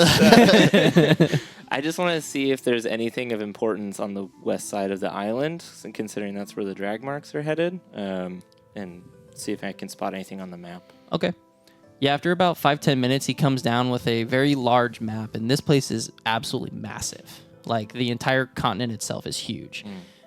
He points you to where you are, which you guys are at the very southeastern portion of this place. And there is just forest, and there is about... let me see. I can pull it up myself here. To the very north of you, probably about 3 days walk. You could probably estimate that to be about 4 or 5 days of travel. There is called the Forbidden Forest, super original. He describes it as a large man-made wall that is fighting alongside a like natural growth that's trying to push too forward into the land, and people are kind of just keeping that like at bay. Plus, when people kind of enter into that forest, usually people go in and don't come out. So it's more so of that is there to warn people to stay back, but they're not there to be your mom or dad. If you want to go in, you're signing your life away. Let's do it. To the very far... Screw this town. Let's go. Me as a player? Yes. Please, no. To the very far west, it looks like that there is a group of people that have an entire like quadrant of this place blocked off by mountains, and it's set up with like different walls and stuff. He describes that to, he's like, this place is typically a no-go. These people are not the greatest. They see themselves as higher beings and stronger than the gods, and feel like that their life expectancy their life expectancy is double to even triple of what ours is, because of what they mess with energies and magic that's not great. People shouldn't mess with, and it's kind of imbued them, hence how you got those people from the kingdom. This is their oopsie daisy people that they shunted off. Hmm. Does that make sense? May they be involved in something like this? It's a possibility. Okay. And then these people down here, and he kind of points towards the southern portion. He goes, "This is where I kind of come from. This town here has a massive college that essentially studies all kinds of rift energies and magics and how people can use those and harness those for good. Some bad, of course. You know, you always get those 1 or 2 bad eggs. You know what I'm talking about there. Hey, bucko. But this is kind of where I learned all of my tricks Look at the of the plate trade. of eggs. So, but yeah, these are kind of your people to stay away. Maybe could ask answers to, but these guys are weeks travel. Yeah, we don't have time. If there's one tonight, Maybe we just hunker up here for tonight, and then if we got time after that or something.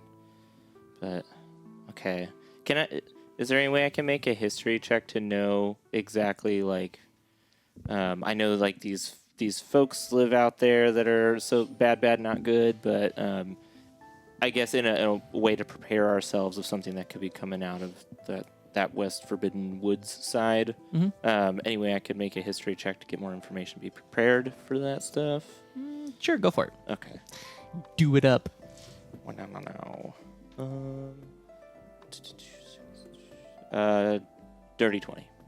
Dirty 20. And you're looking to like what? How to better be prepared for everything, or Yeah, or what like can you prep for? Yeah, like tonight we're gonna be hunkering up here. Like, if I could recall any history of specific riftkin or creatures that come out of that place that we could prepare ourselves for. I would say, other than the information that was given to you by Elena and kind of like what you already know, you know that like plant and undead energy are susceptible to fire and radiant affinity creatures, things like that. So having those is great. I mean, there is like a huge flaming orangutan riftkin, but you don't know how much of a fighter he is. Okay. Good. I'll pass it. Bad with fire. Pass it on. okay. They're weak against fire. Got it. Is there anything else that we can assist you with? Anything that I can do from my end to help you all? If you want, I can make Rocky go put a call to arms out and bring everybody in here about an hour before curfew, before Blarg rings the bell. I was about to say, just open your doors to your people. Yeah, absolutely. More than happy to. Okay.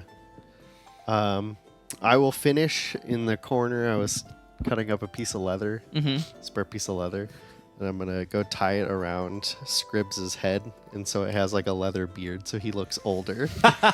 Okay. Perfect. Oh, I feel so much better. Rest easy, Scribbs. Beautiful. If there's anything else that you need from me, please don't hesitate to ask. Have probably about 4 more hours of daylight before anything, if anything, is going to happen. So. Okay. I don't know about you guys, but I kind of want to head back to that blacksmith real quick and see if we can like put some oil on my sword so I can light it on fire if we're fighting these things. That's really cool. Good idea. Good idea. Okay. I'll put in a good word for them. I'll just go see what you need and tell here. Blarg. And he comes over and pulls out what looks to be parchment and some ink, and she notes down something and hands it over. She assumed you'd be the leader of everything and hands it over to you. Okay, thank you. If the monsters are of the water affinity, I will kill you. I will be useless. I'm gonna go talk to him. Did you guys want to come with? Yep. Well, I'll probably go talk to Boris, see if we can get that orangutan guy. Oh yeah, smart. Okay. So you two head off to the blacksmith, Coming and you head back to the Gore's Head. Yes. Okay. And just a side note, you guys did notice that within the Gore's Head Tavern, there is a giant Gore Riftkin head mounted on like the wall of Nice. What is a gore? It's essentially a giant boar Rifkin. Oh, like okay, it's just cool. it's got like these like massive gnarly tusks and it's got these like red beady eyes. Nice. Okay. All right, we'll pick up with the two of you over at the blacksmith real quick. Okay. So as you guys make your way over there, you see the blacksmith kind of just maintaining, and he is already kind of has like this like nice steel ingot on and is kind of just tampering away at it, trying to get it down to where he needs to be. I'll approach, say hello again. Actually, I haven't met you. Fine blacksmith, sir. We are here to assist with the Blood Moon kidnapping scenario, and we have new potential intel that the creatures committing these deeds might be criminally weak to fire. So I was hoping I could get some oil from you that I could pour on my blade and light it on fire should we battle these creatures. Could see if we have something like that in stock. Keep in mind, I don't know. Well, it might still work with the rain that comes down with it, but who knows? I'm not sure how blood rain works with oil. Yeah, if that's flammable, it's gonna be cool. Literally go up in flames, but we'll see Yeah. how it goes. Yeah. Go ahead and roll Fiery me, roll me a d6 and add 1. 6. So 7 total or 6 total. 6 total. Okay. Yeah, he comes out and he has like a small case of 6 of these like kind of like small like oil canisters for you. Just has them like in a rack, and he goes, "Do you know how you're going to pay for these? I do still need compensation." I will hand him the note. Not having read it, just hoping that that's what that does. He pulls the note and kind of sets it down. He sees that it has like a Elena's seal on it, and he goes, hands it back, and he goes, "Here you go." Phew. I'm gonna look at it really quick. since Yeah, it it's says opening, hand it back. any provisions these fine people might need, please charge to Elena Craven. Okay. And so then I ask, is there anything else that's useful that you may have that you can give us? I have a lot of things that are sharp and pointy.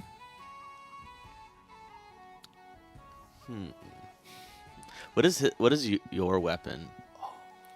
Bang bang. I got a revolver. Okay, that's probably way better than a sword. So What you have I have a short sword. So Okay, I have a weird idea. They're plants, right? yeah. So you get 2 daggers that can combine into hedge trimmers. Oh, that's so good. Not saying no. I'm not saying no to that. What would you even call that? Like, do you have the hedge trimmer jet daggers? The hedge whackers. Yes. Hedge slicers. There you go. Shoot, we're calling it that. Okay. Do you have any hedge slicers in stock? Hedge. Don't know what that is, but I think I can kind of pick up where you're coming from. Could make something. Be ready in an hour or 2. Okay. We'll be back. Okay. Anything else you need? Anything we should get? Do you have any bread? Only from my own personal thing that I feed myself and my wife with. Okay, never mind. I don't want to rob you dinner. How about any books? Not one for reading. Yeah, I mean, he's a blacksmith, but I figured I'd ask. I mean, I could give you the how-to manual I am starting. It's my own manuscript of life as a blacksmith. I mean, if you have a copy of it, if No, you're it's still original. working on it, yeah, I don't want to steal Oh, your I'm book. just saying. Yeah, no, I Okay. appreciate it. When it's done, sign me up for a first edition copy. But I'll sign it for you. yeah, thank you. Sven. Nice. That's a good idea, though. Maybe we should get something for him. What other kind of shops are around? This is really the only sort of like munition shops. There is a kind of like an herbalism, all natural remedy place across the street. It looks like it's literally you walk into someone's house, but it's kind of like an apothecary almost. Okay. Let's take a look and see what they have in there. and peruse if they have something like undead repellent or like holy water, something of that nature.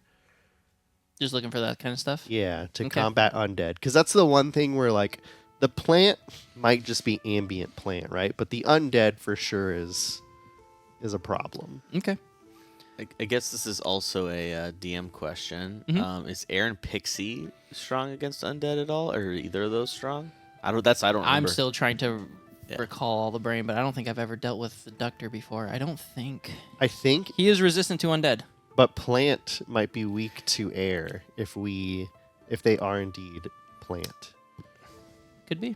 Because I'm also air, and that would be Sweet. So yeah, awesome. any undead damage that Ductor would take half. Nice. Good. That's good. Or at least 1 damage die less, excuse Yes. me. So you head over to Herbalism Yes. Apothecary Place. We'll pick up with you real quick Yeah. over at the Gore's Head. You kind of walk back in. He goes, "Welcome back, Milk Boy. What can I help you with?" Oh, you're still safe. Good. Okay. I was just wondering if can I your Rifkin back there, I assume, has he ever fought? No, he is giant teddy bear. Seriously, I'm not saying that as a joke. He is like actual, like will give hugs. Like he makes eggs. Yeah, we found that one out the hard way. They're really good eggs, though, right? Right? Yes. So, okay. So you guys got a bad, not good problem going on here, and you guys got plants that are also not great. So we're gonna try and hold everybody up in Elena's place tonight because like blood moon stuff. I mean, can your buddy back there like throw fire or do anything? Because if it's plants, I mean, that'd be a great tool for us to have. Probably do something, but we usually hold down Fort Tier during Blood Moon. And he kind of reaches behind the tavern and pulls out a sawed-off shotgun. Oh, Goes, "We're okay. okay. Well, I mean, He can be on top of building, and if you need, whoosh, he literally vomits hot rocks and then could throw them. oh, okay. I didn't know which way it was gonna come out. So, okay. Not the way you were thinking, but I like where your head's at. Hey, so, I mean, what could it take for him to, because, I mean, you guys can obviously take care of yourselves, but if we have you on our side up at Elena's place, it'd be really nice to have one sort of, stronghold. Give me an influence test, Okay. because he is keen on staying here. Okay. Because you get the sense without like the test, like that this is his place. Like he lives here. He built this, so he wants to protect it. But never know. Maybe Okay. maybe Scribs is a little convincing. Can I add a caveat to this? Like seeing him like sort of battling with this. If we all sort of gang up and use Elena's place as a stronghold, and something big comes along, maybe you could tack something else big onto the wall there.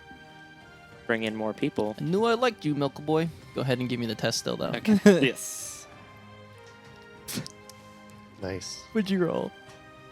Natural one. Oh, buddy. You could put something big on that one. I like where your head's at, Milk Boy, but I think we'll hunker down here. But people are more than welcome to come inside if needed. Those flaming things that does your buddy have a name? No, he's just an Orangu Flame. He's my buddy, my Does- pal. Does Orangu Flame, like, the stuff that he creates and throws, does he create, like, a bunch? Maybe I could get, like, a box or some sort of container of them? I mean, if you wanted it to melt your skin, absolutely. It Yeah, is no. very hot to the touch. Okay, yeah, never mind. Well, I mean, maybe my boy Flicker here could carry him. Boris kind of like looks down.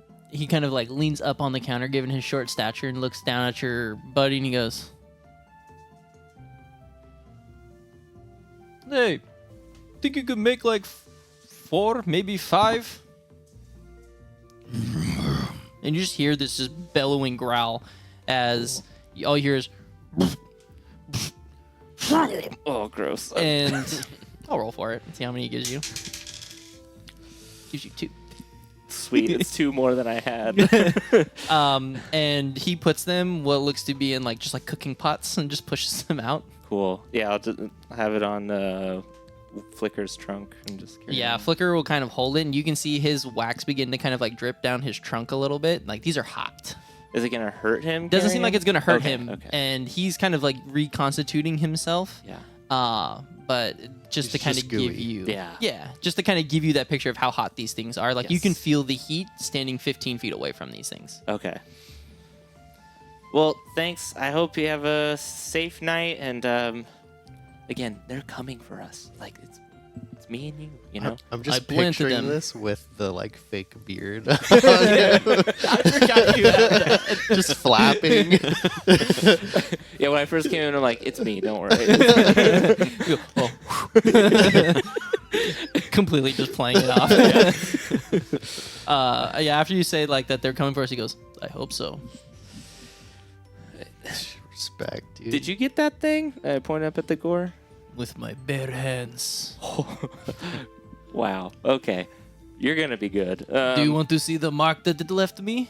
And he pulls up his shirt and you see 2 like puncture marks like right underneath his ribs. Oh, And he goes, gnarly.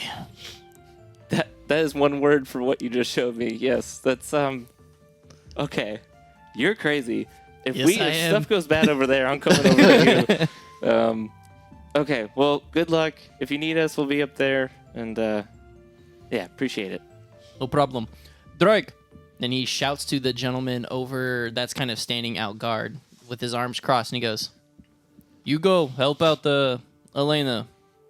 Use your crossbow and bring Fang.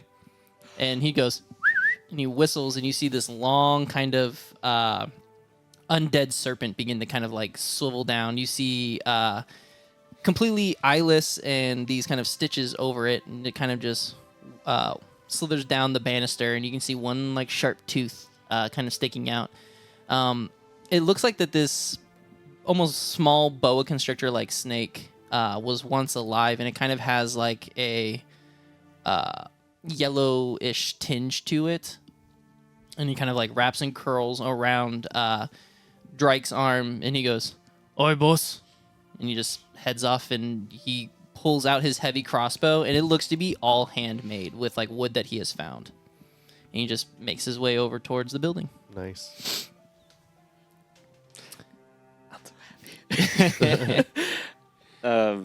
This the last of knowing that they were over the blacksmiths after I get the stuff at the Gore's Head. I guess when I see you guys, well, I'll wait until I see them, and Okay. I'll do something. I will say you do see them crossing the street, going right next door to what looks to be an apothecary shop. And you guys picked up oil. Yeah. Okay, I'm gonna be like, that's a good idea, and I'm gonna try and see if I can pick up some oil from like a barrel of it. Oh, okay. So yeah, you'll make your way back over to the blacksmith then? Yes. Okay. And then we'll catch up with the two of you. Yeah. Yeah, as you walk in, you pull the door open, you hear a bing, bing, bing, bing, bing. And through a beaded curtain off to the back, you kind of see this older lady, wrinkles, and these just abnormally large glasses that are just kind of like resting on her face. She's kind of got this like old gray and white spindly hair that's pulled up into like a high-towered bun. Wearing all mannered colored clothes, blues, greens, purples, all very tie-dyed hippie-esque. And she goes, "Hey, my dears, how's it going and what can I help you with?" And as she kind of like gestures out her long hands and fingers, her fingernails stick out probably like 3 or 4 inches. And just, I forget immediately why we were here. So I remember as a player, but after seeing that, Lancaster's like, whoa. "My name's Esmeralda. How can I help you?" It's a pleasure to meet you, Esmeralda. Lancaster will take her hand and kiss it. Oh, a proper gentleman. And you? I am Sebas. Pleasure to meet you. Now what can old Esmeralda do for you? Take it from here, Sebas. And he'll just lock eyes with Esmeralda. I legitimately forgot what we were. We're here for any kind of undead repellent That's or right. holy water or something Okay. of the like. Esmeralda, do you have any undead repellent or holy water that we could borrow for this fight?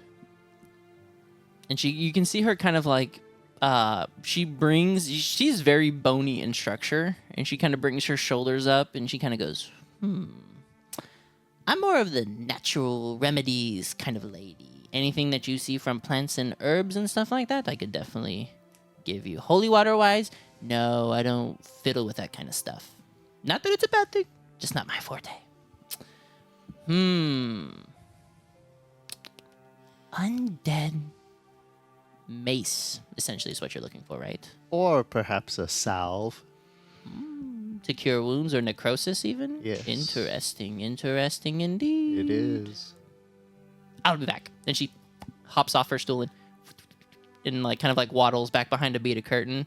You can hear like the sliding of shelves and opening of drawers, and you hear probably a few choice words coming from her mouth that you wouldn't repeat in front of your mother. And let's see if she can find anything back there. I'll just look at Sebas and just say, the treasures you find in far-off towns. She comes back and she kind of has like this small case, and it has what looks to be like 4 leaves on them, and it has some sort of like ointment spread out across these. And she goes, here you are, my dears, and places them on the counter. She goes, if you started developing necrosis, it usually happens when bitten or something is injected in and pulled out from you from undead baddies. That usually helps. Hopefully, we can use this on any children that may need it. I agree. Oh, you're here to find the children? Isn't that sweet? I knew you two dapper young ones could help us in a time of need. Well, you in your own way are a hero, Esmeralda, and we thank you. Charmer, this one? Are you single? Yes. When you're done, call me. And she goes, anything else? Do we need anything else, Sebas? I think we are good. Are you sure, Sebas? There's not anything else you can think of that would require us to stay here for a little bit longer? You are more than welcome to stay here a little bit longer. Well, duty calls, Esmeralda. Be safe. Bye, hero. And she goes, wait before you go. And she slides you over to healing potions.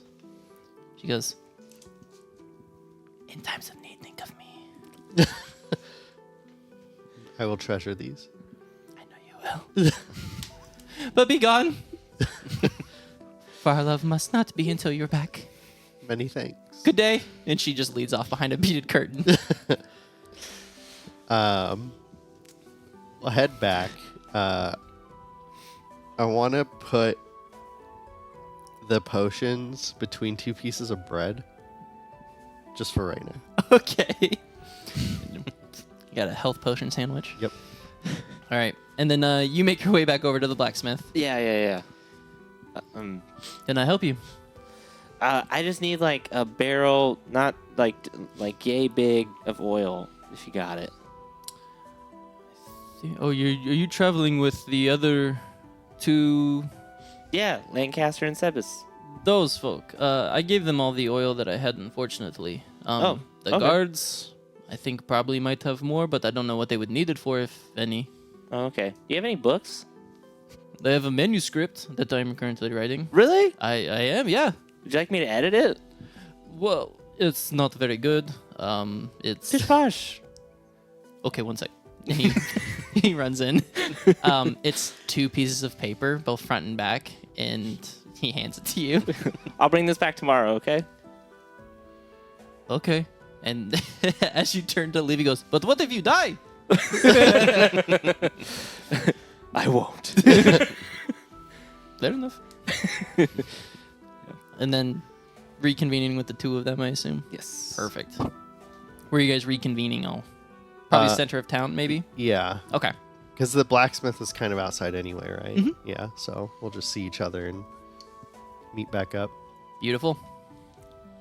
You guys probably have 2, maybe 3 hours left until nightfall, if there's any preparations that you guys want to put in place. So about an hour until I can go get my snip daggers. About an hour, yeah. Yeah. Okay. Hey, Scribs. Hey, Did you find anything useful? I got lava vomit. That sounds useful. Yeah, I think so. Yeah, okay. Is that what Flicker's carrying there? Yeah, his trunk's getting a little droopy. A little toasty. Yeah. You guys got oil? We got a little bit. I'll show the vials. Okay. Not a lot. I've got 6 of them.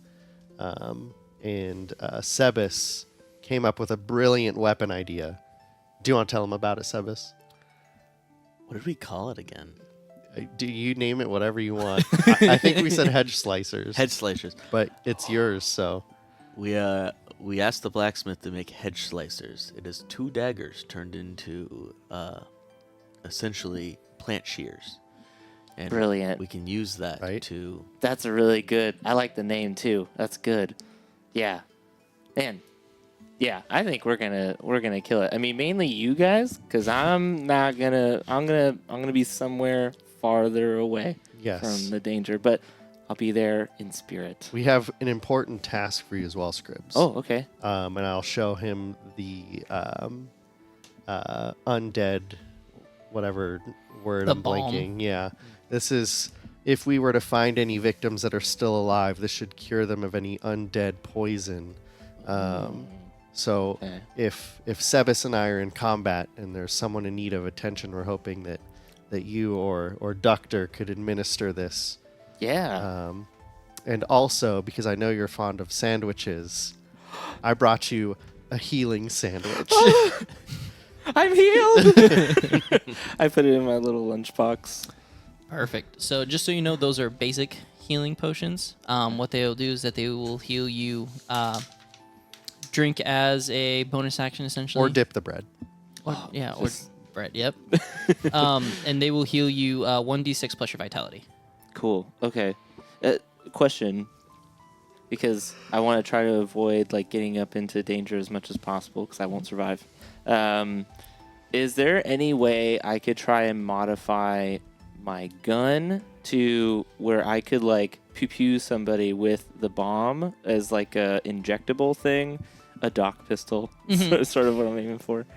You would if there was somebody here to modify the weapon in that regard. There is actually that sort of attachment in the world, but Okay. as far this is a very mundane blacksmith. Yeah. So you would actually have to go to a gunsmith in order for that to be happen. Unless you are proficient with gunsmithing tools or equipment, then What if I got like darts or something? Like, would the blacksmith have darts that I could like? I would say he would have basic darts, but not ones that you could shoot. They're essentially like it'd be a blow dart. They Okay. wouldn't fit within the cartridge of the revolver. For sure. Okay. I do want to throw out there that Hubert the Windy is of a tank style as well, and he can assist in helping you get there if need be for cover. Cool. Okay. Cool. Yeah. I'll make sure you guys stay up then. Okay, thank you.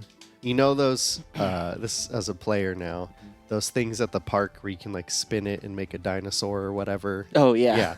Imagine that on his tornado, but it's like dirt clods. So occasionally they like line up and make a shield, but then like keep Oh, spinning. cool. Love it. I like that. Is there any sort of preparations player-wise that you guys want to do that we can kind of, we don't have to necessarily role play it out, but if there's anything that you guys want to set up, be in position for, or just all around just accomplish before the time is up? I do want Scribs will go to you guys. I had when we saw that stuff on the way here, there was all that stuff. I realized that I have an ability that maybe could detect what those things are. Would you guys mind just if we step outside the town just for a little bit, see if I can get an eye on them? To look at what again? The creatures that were in the forest as we were heading you here? don't know about them. Oh yeah. They were laughing. I mean, I know they're like hyenas. Hyenas. Yeah. Every But time I hear that, I think Fast and Furious, like Nos, like the hyenas. trigger the hyenas. If you see it, then you know. Actually, maybe. I think she let us know there's hyenas. Maybe it's not necessary. We can just. You guys saw them? while we were walking up here? Sebis got a I heard them and saw them. Heard laughing. I know Scribs. Oh, you saw them. Saw them. Okay. Yeah. Did they seem like the child stealing type? When you have cackling like that, you could be the any type. It did sound very Wise. creepy. Yeah. Yeah. But yeah, maybe it's best we just hold out at the fort, get that going. What do you think? I'm just internalizing that I missed all of that. How could I do this? What? What do you think? Should we go out there and investigate a little bit? I've got about an hour to 45 minutes until my I already forgot Hedge those slicers. Hedge slicers Yes. are ready. You can I'm already write it down. The legendary item down. hedge slicer. Hedge bane. Yeah, I'm not opposed. Any intel we can gather on our enemy? All right, let's go. Okay. So What was the move that you were thinking of using, or the? Flicker has 6th incense where I can detect magical creatures and things within 30 feet of me. So if we start hearing them, maybe I can get a. And I have night vision. Better read. So I can see through the darkness. So. You do? Uh huh. Oh. Let's do. That sounds like as a player portion right now. That Yeah. sounds like a good idea. Yeah. For an hour? Kill an hour? So you guys gonna go out to the west side of the town, out that gate? Yeah. Yeah. Okay. So, yeah. Wherever, whatever has the most activity and answers for our quest. Oh, that's where we're yeah, going. Yeah. exactly there. Perfect. Where the mini map pointer is. Yeah, we'll go in that direction. Where the exclamation point is on our mini map. So many quests. As you head out the west gate, they go about an hour and a half before curfew. Just forewarning. Yep. If we're not back by then, just wait a little longer. Oh, we'll lock the gate. Okay. Just be cool, Reginald. You know, just be cool.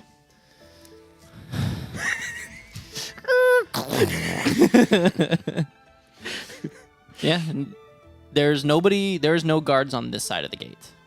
There are 3 guards standing on post on the opposite side, on the inside of town. Okay. And as you enter in here, that night starts to kind of slowly creep in, and about 500 feet away is where the forest edgeline begins. And you have proficiency in awareness, and so do you, or mastery in awareness. Go ahead and give me some tests. If I pop 6 incense, is that going to do anything in particular?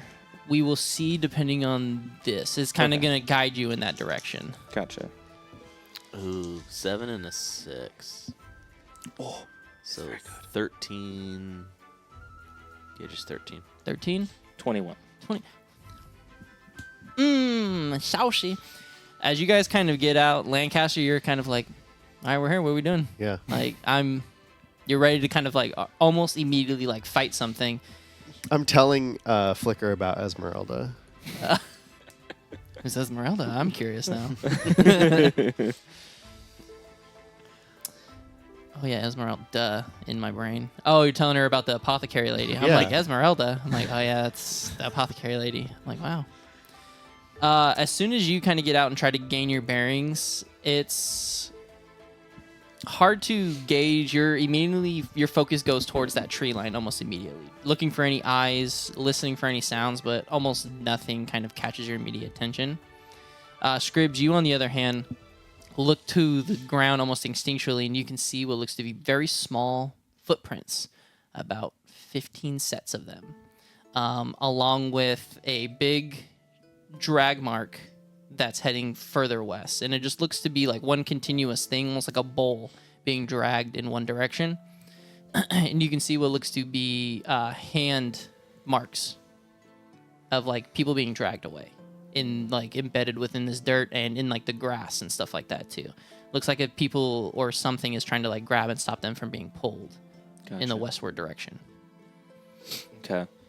So, and people in town mentioned small, lean, bipedal things coming into town. So, and there's people over there, so maybe it's just the people grabbing them and not sort of some... I will say these footprints, not that big. Like from the kids? From heel to toe, they're this big. Is it the kids stealing other kids? Like, if I look at them, does it look like small human footprints? They're round, like this. Oh, okay. Huh. Like shoes. Could be shoes. You don't see any sort of like imprint of like a rubber sole or anything down at the bottom, but could just be because they use the same path multiple times. It could be really anything. You But yeah, guys it sure looks like you- it could be a shoe print. The cackling was a beast and not children.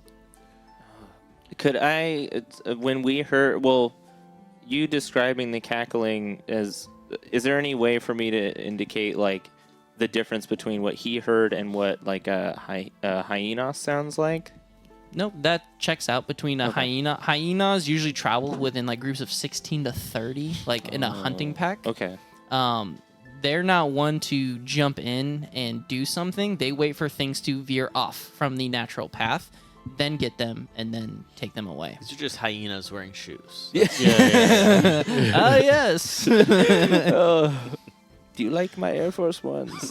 These guys have black Air Force One energy. Yeah, 100%. But as soon as Flicker kind of begins moseying around and kind of like scanning the place, his flame flashes and kind of like crackles with what you would know his ability to kind of like ignite. And it's as soon as he gets to whatever is making like that bowl shape, like dragging. Oh. Is it changing color or is it It's- going out? It's not going out. It's getting that kind of radiant. It's more radiant light and like holy light than it is like his flame.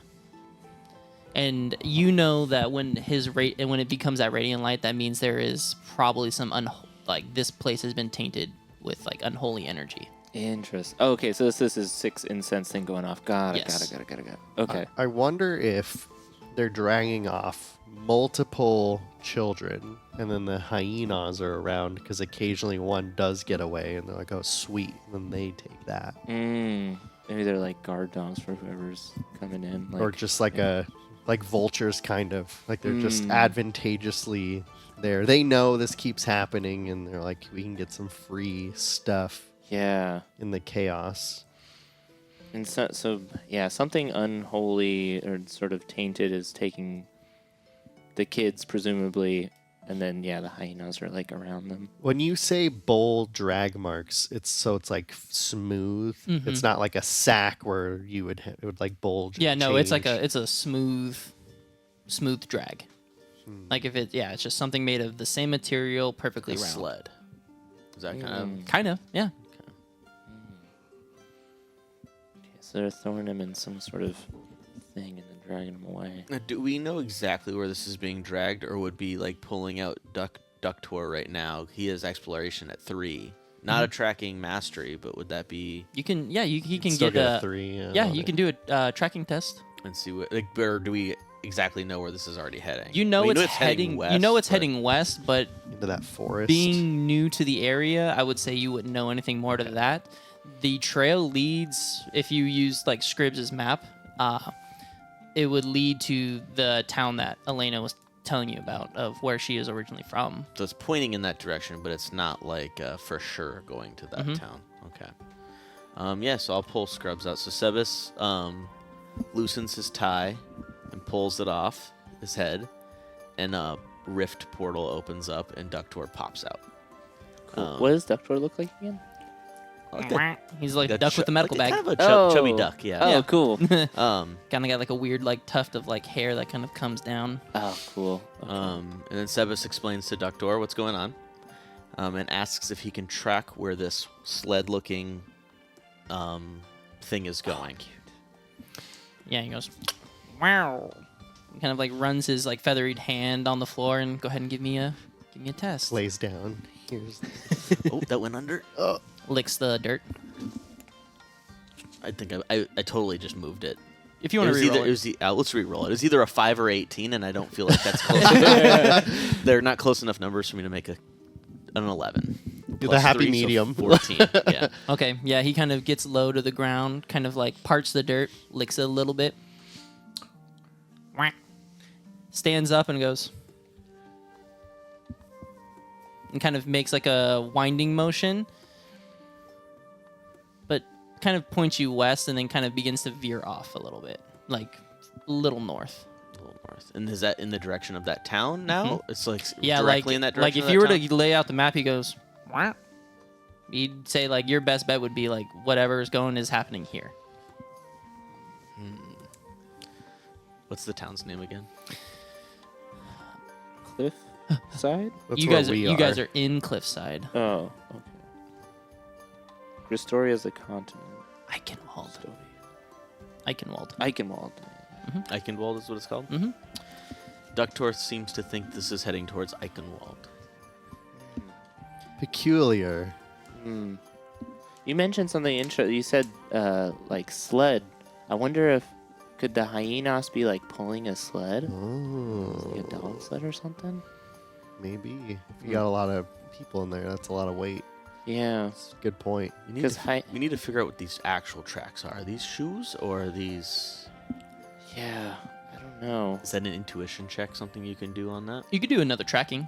It's Another tracking? Okay. It'd be kind of nice if the blood moon was tomorrow.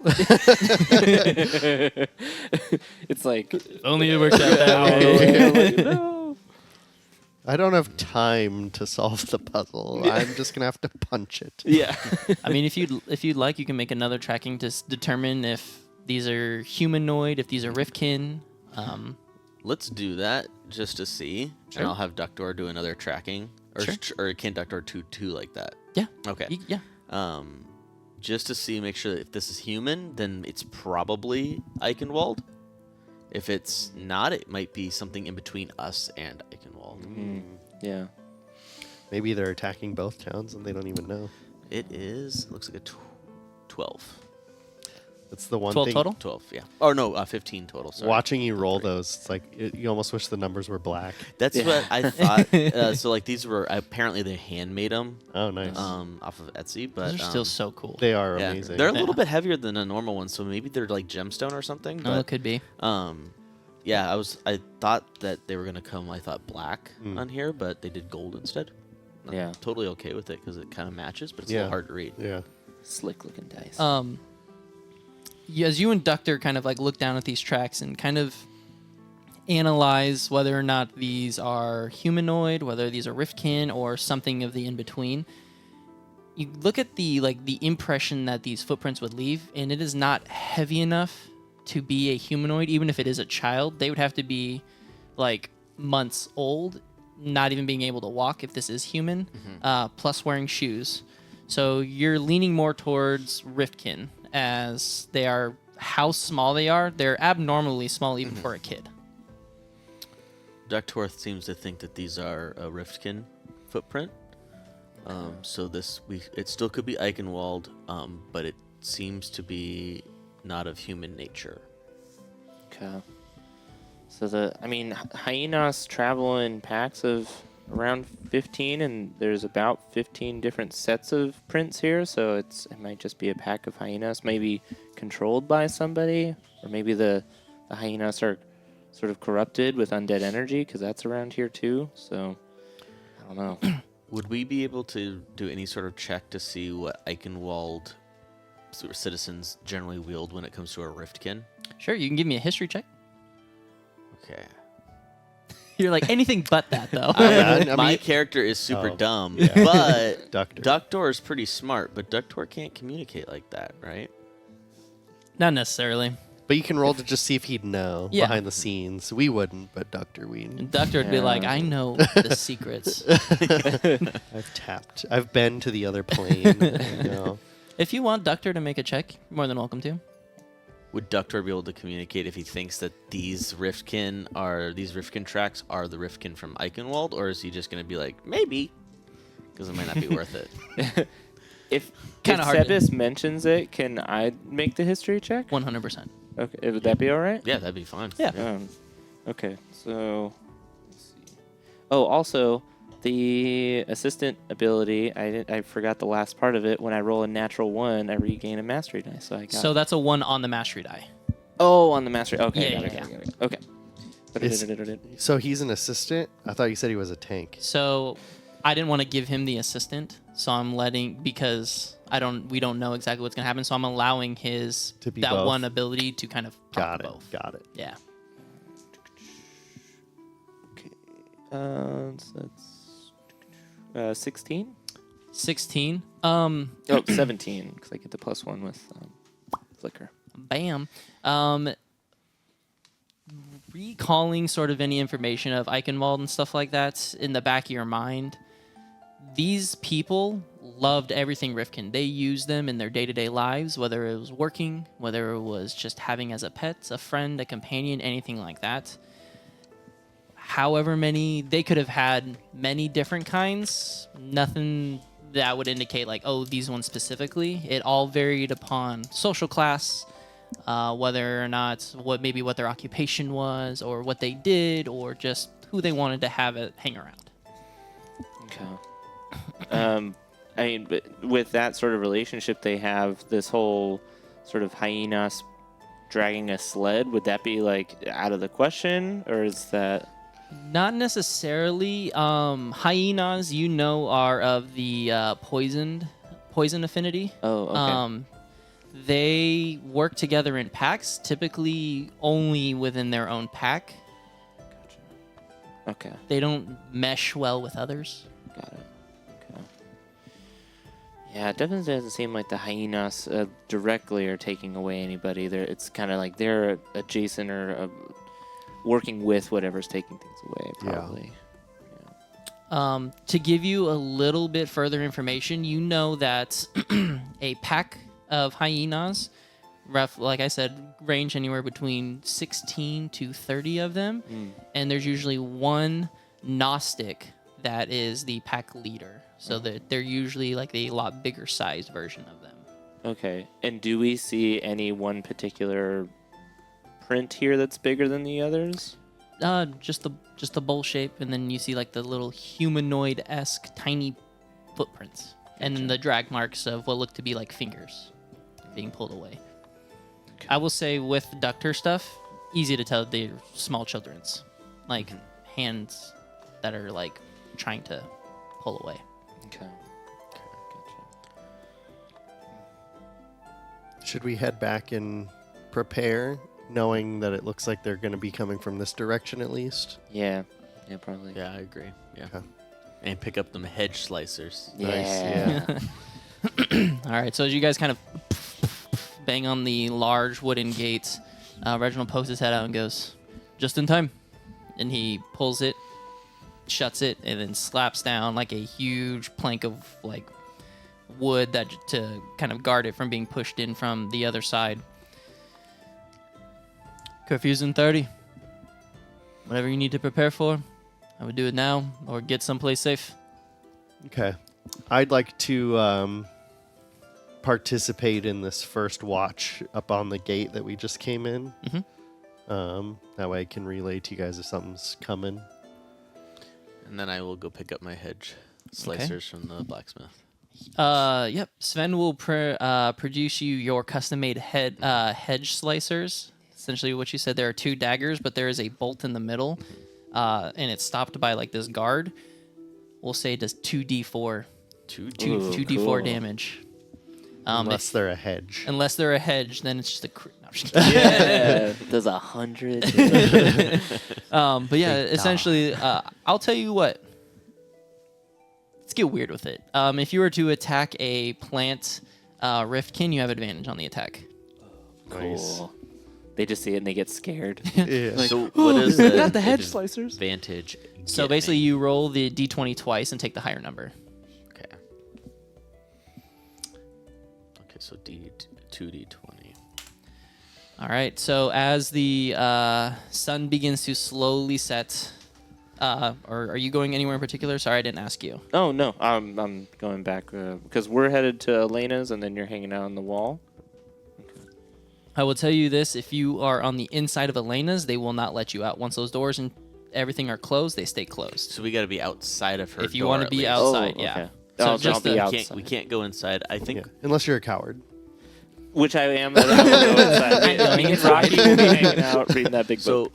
So, since we're basically almost locked out, I'm gonna get my chainmail armor on, and then I guess we're hanging out outside of Elena's. so you're in like that small courtyard with that iron courtyard, gate. right? Is that you agree with that? Yes. And then Ductor, I pull a little thing out of my pocket before I put a little bow tie out of my pocket and put it on Ductor's neck.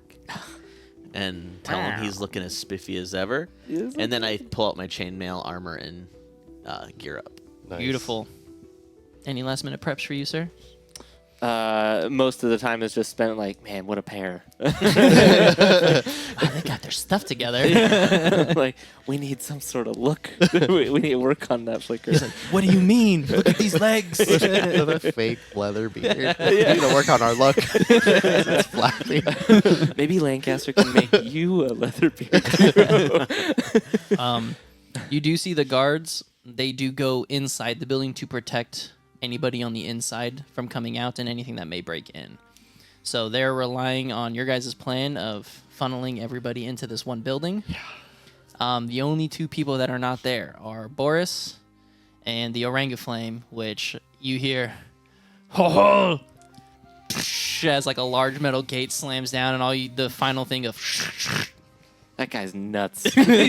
Full crazy. oh yeah, he's a nutcase. I love him. You do see up on top of the Gore's head a small kind of what you thought was like a chimney stack, but it kind of pops open and you see a large kind of like embered eye come out of the Orangaflame as he kind of like looks out the window and kind of like surveys and reaches his arms out and closes it back in as he kind of using it as like a lookout nest. Dang. They got the whole shebang going. Yeah, they're... What happened before this? Because this was during construction, not not a later ad. Yeah. War vet, man. He's crazy.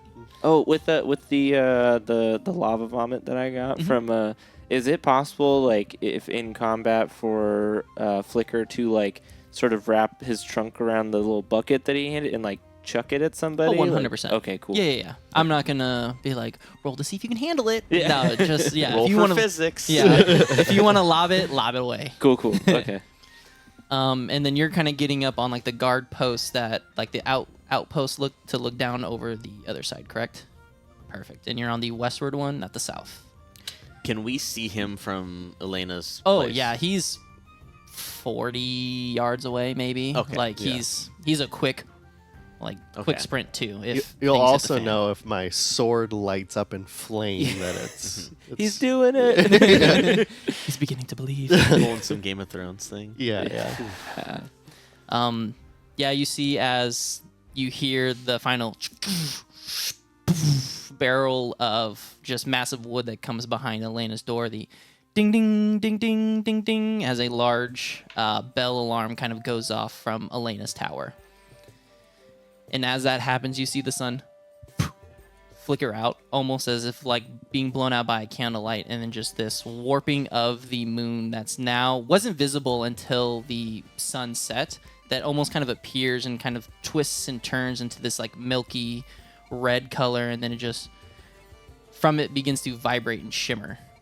Clouds above you begin to kind of darken, and then you hear the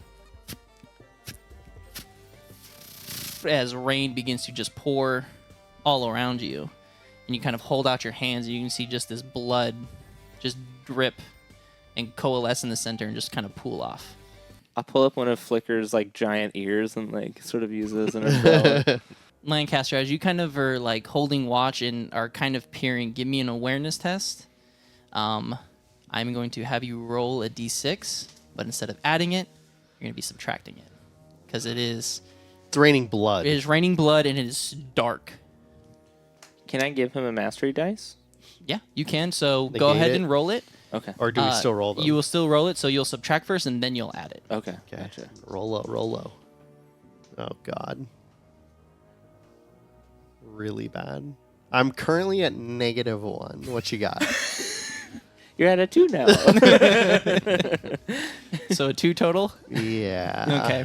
Yeah, as you kind of look out, you kind of like hold your hands up and try to like cuff over where the rain is coming from. And as you're holding your hands there, blood is kind of just dripping from it. And you're like, I can't see anything. And before you know it, you just hear like the tearing and ripping of wood beneath you. I'd like to hold my shield up as a kind of cover to try to see better. I want to take a look at the other guards and see how they're reacting in this moment. They are inside Elena's house. Okay, all of them? Yes. Cowards. You told them to hunker down in Elena's. No, so I that's didn't. what they did. You We said said- everybody hunker down. Except the guards and other able-bodied, willing participants. Okay, well then I will say there's 2 in there, and then there's 4 more out with you. So, Is Reginald out here? yeah, Reginald would Hey, be out better. here. Yeah. Yeah, Reginald would be out here. He's kind of an ass, but he's not that big of an ass. We didn't say that we would handle it, the 3 of us. Am I wrong? And then, That might Any- that was any just me. able-bodied, Yeah. Okay, I'm that pretty was just sure. me. Let's then. roll the tapes. Roll it back. I wouldn't handle it at all. You do see as Reginald kind of pulls up what looks to be like a large kite shield from underneath his captain's cape and Okay. holds it up, and then he draws a long spear and just kind of holds it there, and he's kind of at where they're kind of beginning to poke through, and he just shouts, "Hold!" Okay. Can I try to look at where the ripping is coming from?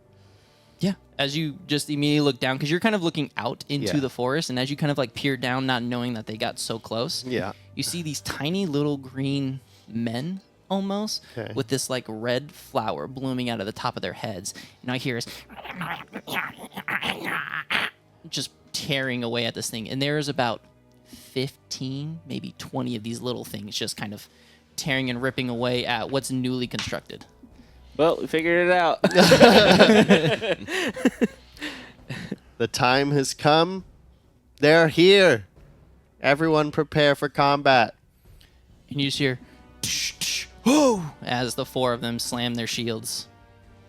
I will descend to be right in front of where they would like first poke through and get ready to.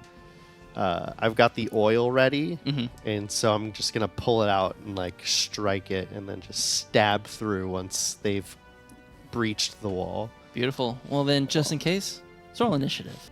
Doctor, you're up. First in this combat. Nothing has broken through the wall just yet. You just hear the sounds of like little chitters kind of coming from the other sides and the ripping and splintering of wood. So I think at this point, Duckdoor is just going to start moving towards the sounds. Okay. Because we're, about 40 yards away, and he can fly about 30 feet. Yeah. So that's, 10 yards? Yeah, I'd say you'd get about halfway there. Halfway, so... yeah, unless yeah. you wanted to use you can use your action and you can dash towards there to close You get that an gap. extra 15 feet because of the tailwind that Hubert generates upon his release. Yep. Cool. So dash, tailwind, and that all combined, would I get You could be 200? over the wall if you No, I want. don't think over the wall. But, so yeah, I'll just Duckdoor with all those extra stuffs. I'm going to move towards the wall and get as close to our front line as possible. Okay. Perfect. All right. So yeah, you're kind of like just behind Lancaster as he's kind of like readying himself and like preparing to kind of like douse his blade in oil. Duckdoor gives you a little nod. I don't think you've seen... Oh, you have seen Duckdoor, yeah. But it is Lancaster, Hubert, and Flicker. However you guys want to go in that order. I'll let you. I'm just waiting for them to get through. 'cause Or do you want to douse now, or are you holding? I your- don't want to break the wall. I'm waiting for the wall to be broken. Okay. So Hold an action for that. Okay. So is your blade already doused and enlightened? Because that would you'd have to do that. Okay, sure. Okay. So I'll say like action, bonus action, you douse it, and Yeah. then how are you igniting it? I'm imagining just with the metal that I have, it just spark it. Okay. Perfect. I'll say yeah. You kind of just I would clang imagine everything and just Pretty flammable. yeah. Does the blood ignite? It doesn't, but it hits, and you can kind of see it go.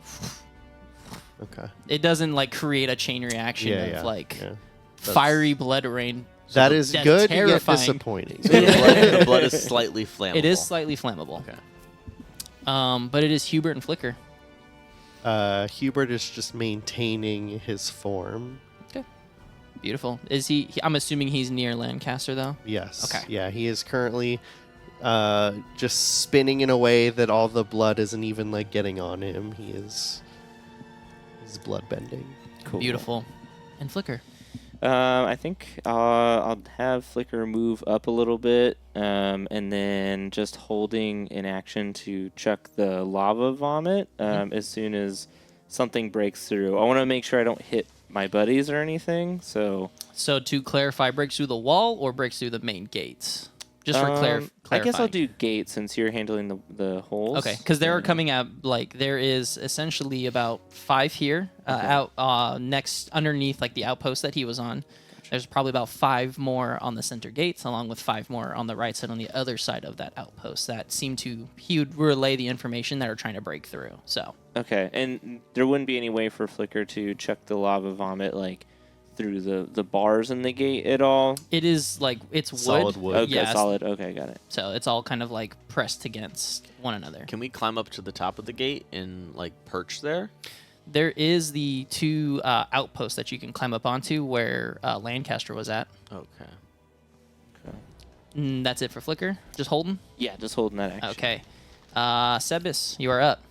There's a window there. It's Did you panic? I was like, what is that? You just disappear. All right, and he's gone. Yeah. Okay. Okay, so it's Sebis' turn? Yep. I guess I'm going to start moving not like super far forward. I'm not going to do a dash or anything, but I'm going to start moving so that I'm kind of close to halfway so that I can still see you, but also see what's going on and keep an eye on Ductor to see where I need to pull towards. So I'm going to be like halfway between. Be in that kind of like middle ground. Middle ground. Cool. And then just, are you holding an action for anything to kind of break through that might overwhelm to kind of just hit? So yeah, I pulled out. So I guess question for the DM. I still have a short sword and a buckler shield, but I also have that dagger. Can I switch between the two? Does that cost an action point? Nope. It's just a free swap. Whatever. But Swap. keep in mind that your little hedge slicers is 2-handed, so you wouldn't be able to have your shield out. Yeah. So I think right now. Let's get creative. Yeah. Uses his toes. Just a boomerang. So right now I pull out the buckler shield and short sword because we're not 100% sure what's coming through the gates, but I want to be prepared. Perfect. Respect. All right. Scribs. Oh, right. So Scribs is going to move up behind Flicker, using Flicker for as much cover as possible, and is going to pull out his revolver and is going to aim at the gate and just, if something comes through. Okay. I'll say, as long as you stand behind Flicker, I'll give you quarter cover. Cool. So Sounds you good. can add 2 to your AC. Nice. Cool. All right. And you just kind of hear more of this chittering kind of sound coming through it. You just hear the sounds of ripping wood kind of come through even more, and you see these tiny, like, 3-fingered hands kind of like reach through and begin to kind of like pull at something, and are trying to like grab at anything. And then another one of the same, and it just kind of just begins to kind of rip, and that happens on the 2 sides, not the main gate. So I mean, there's hands that you could essentially stab at if anybody off. was near. Yeah. If you want to go ahead and try to take a swipe at them. It was my turn. You were holding your. Oh, you didn't hold your action because you doused everything. Never mind. Then with that being said, that's essentially their turn.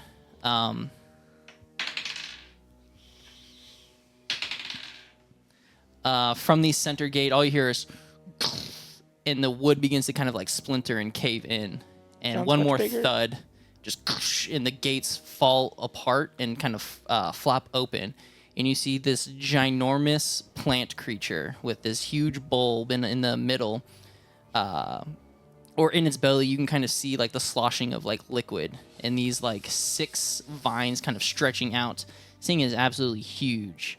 As you can see, it has these vine-like tendrils attached to certain of these other smaller creatures off onto the side, and it just sits there, and it just stares pretty much at you as you're in the center, and it just barrels down with no eyes, and all you hear is as just blood kind of is pooling in its mouth from the rain.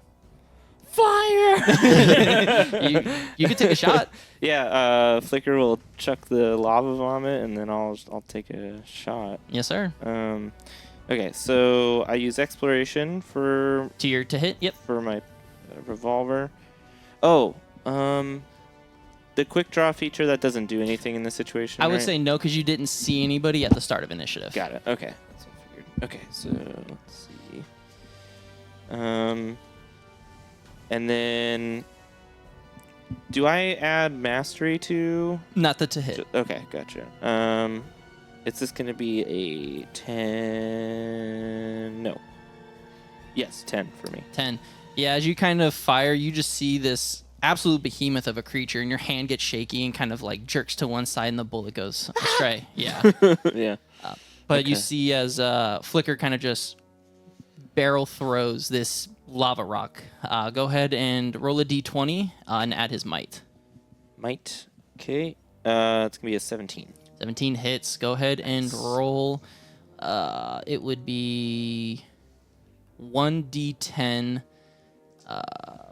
1d10 fire damage. Cool. 5. Even though they're 5. weak, So go ahead and add. it'd be another die. It would be another die. and Yes. double it. Not in this case. Okay. 10. 10 total. Yes. Okay, perfect. Yeah, you see as this just lava rock whoosh, gets like whipped out and just slams this creature in the face. You can see it kind of hits and begins to scorch like the top portion. It kind of just shakes it off, and you can see as the coals kind of dust off the side. It did some hefty damage, but this thing just looks even more pissed. Okay. After Scribs misses his shot with his gun, I'm just going to turn to him and yell in a way that the creature can hear also, "Come on, focus, old man."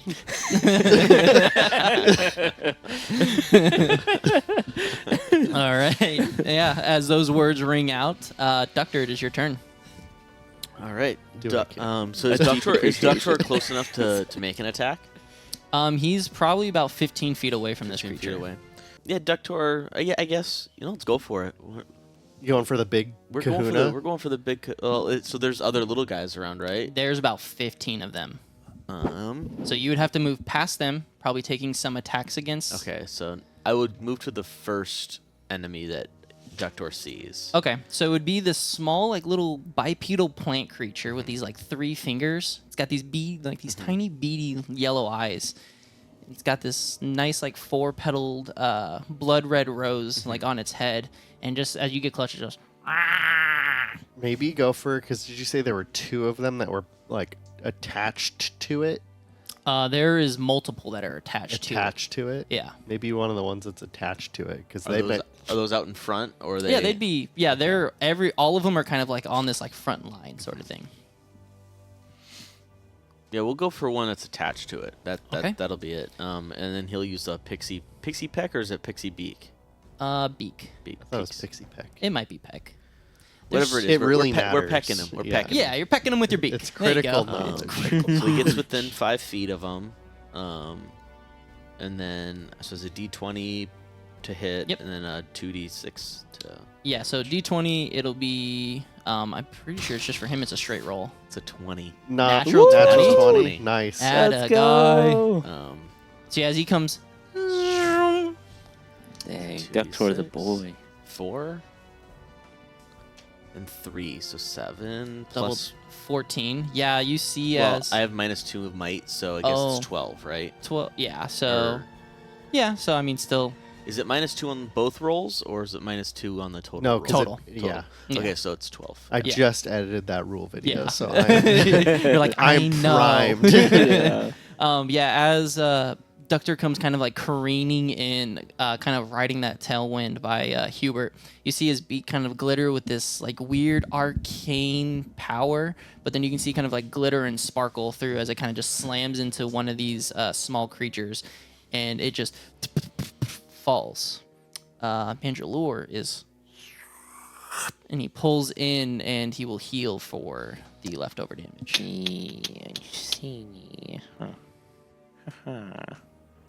And you see as that belly kind of fills up more as it pulls in this, what is now you guys as tamers would know to be rosebloods, is it pulls them in and kind of just tosses it in its mouth and just continues to.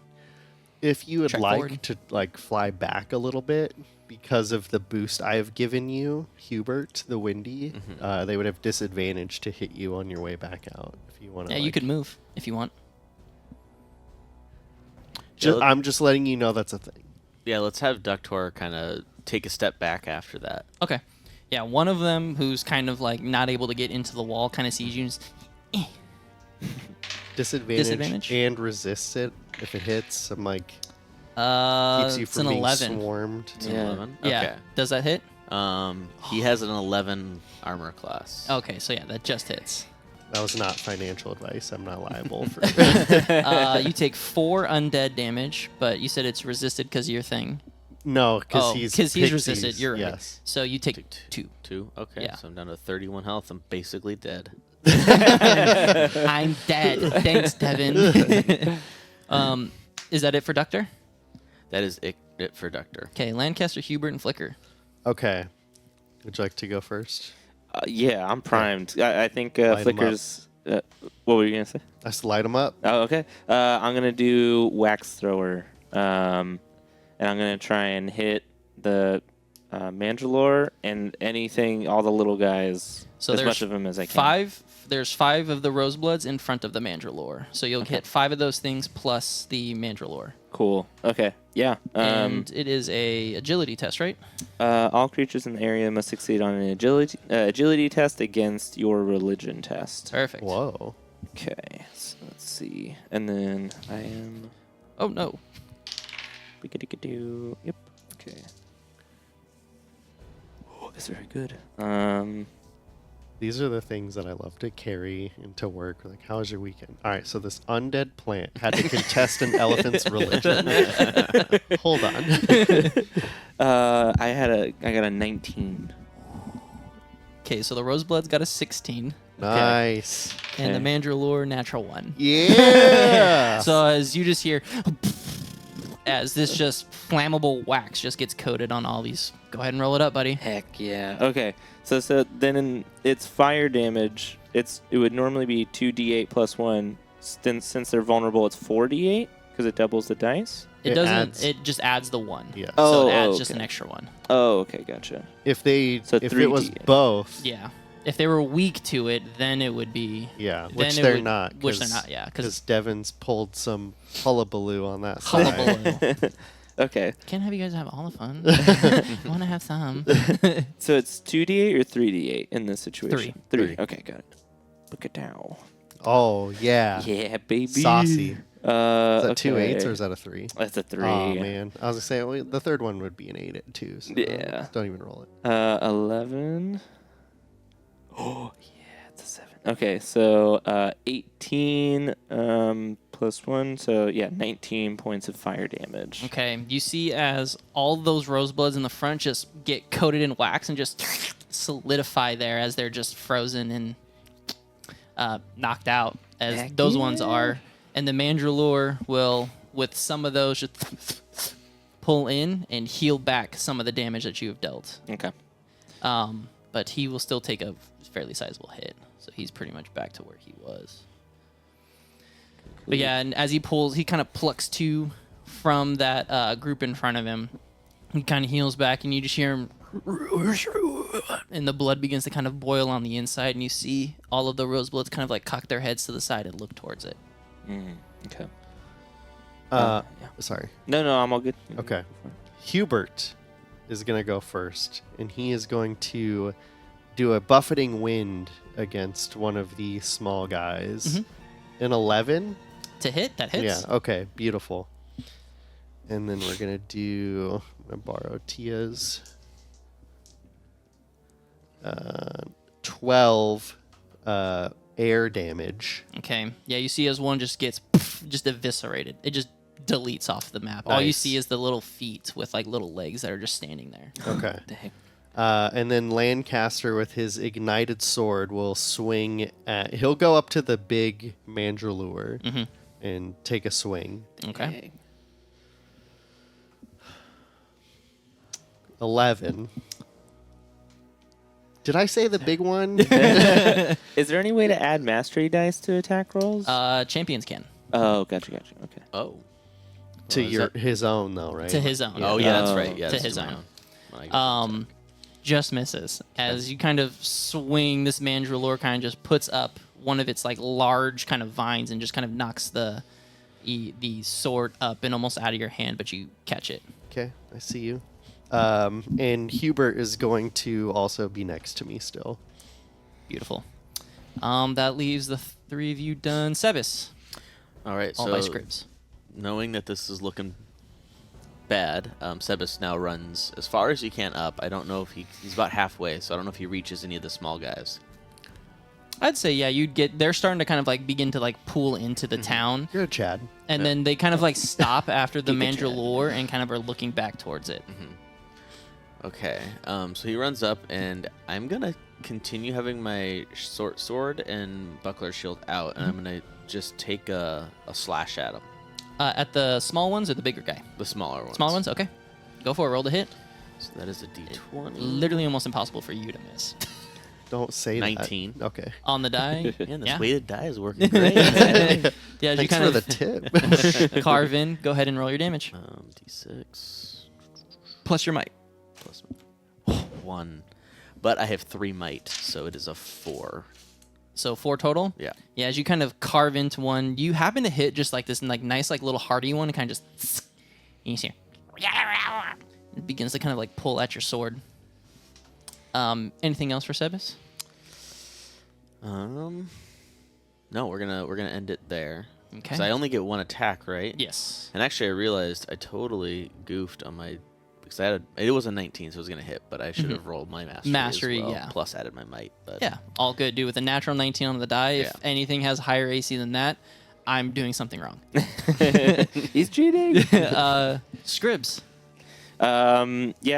Hearing what Lancaster yelled out, I'm gonna load my gun again and use flicker to steady myself and try and take a shot at the mandrelore.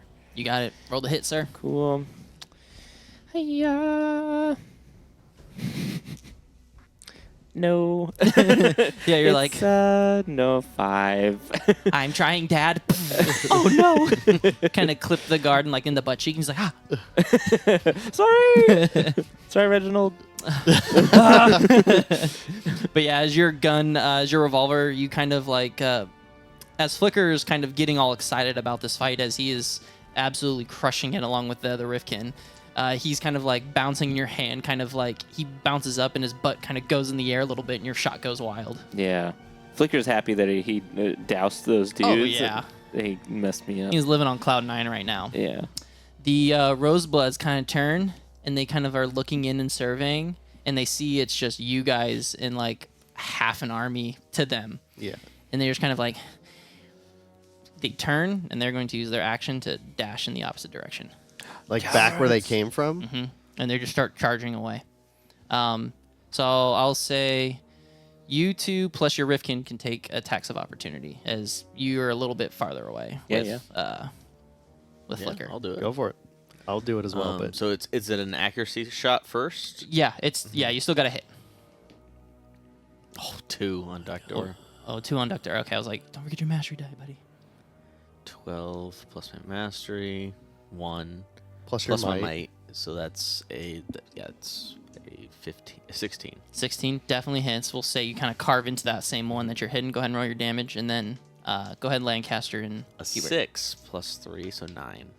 You would cause it to bleed if it was still standing, as you kind of just carve the rest of your blade through that creature and just splits in half. And you can see as vines begin to kind of pool out along with this like black ichor. 3 from Hubert. To hit? Yeah. Oh, poor buddy. Yeah. 13 for Lancaster though. 13. Are you going for the mandrill? The The rosebuds? ones that are running away. yeah. Okay. 8 flame sword damage. Flame sword damage. We'll say it's add an additional D4 fire. So technically 2D4. 5 more damage. Okay. Nice. Yeah, you see as they kind of are all recoiling back, and the one that you kind of hit just gets cleaved and just just disappears in flame, and the blood rain kind of catches some of that oil and kind of makes it spark a little bit. Nice. But they begin to kind of just hightail, and they're kind of like waddling, and they're flailing their arms as they're running. And the Mandrelure kind of pulls in the rest of them, and they kind of almost attach to his body as like extra appendages almost, and he just barrels through, and you can see him leaving that smooth pathway as he's kind of like leaving retreating. as well. Yeah, as they're all kind of retreating back towards the forest. Bastards. Yeah, I think I'm of the opinion to give chase. I don't know about you guys. Especially the Mandrelure, Yeah. I think. Yeah. If I can hit it, I can cause it to float in the air and lose its move speed. Whoa, okay. If Hubert can hit it. He didn't, regrettably. But If I can get within 30 feet of it, I think I can do something. Hopefully it'll help it. What is everybody's movement speed? Like just base movement speed.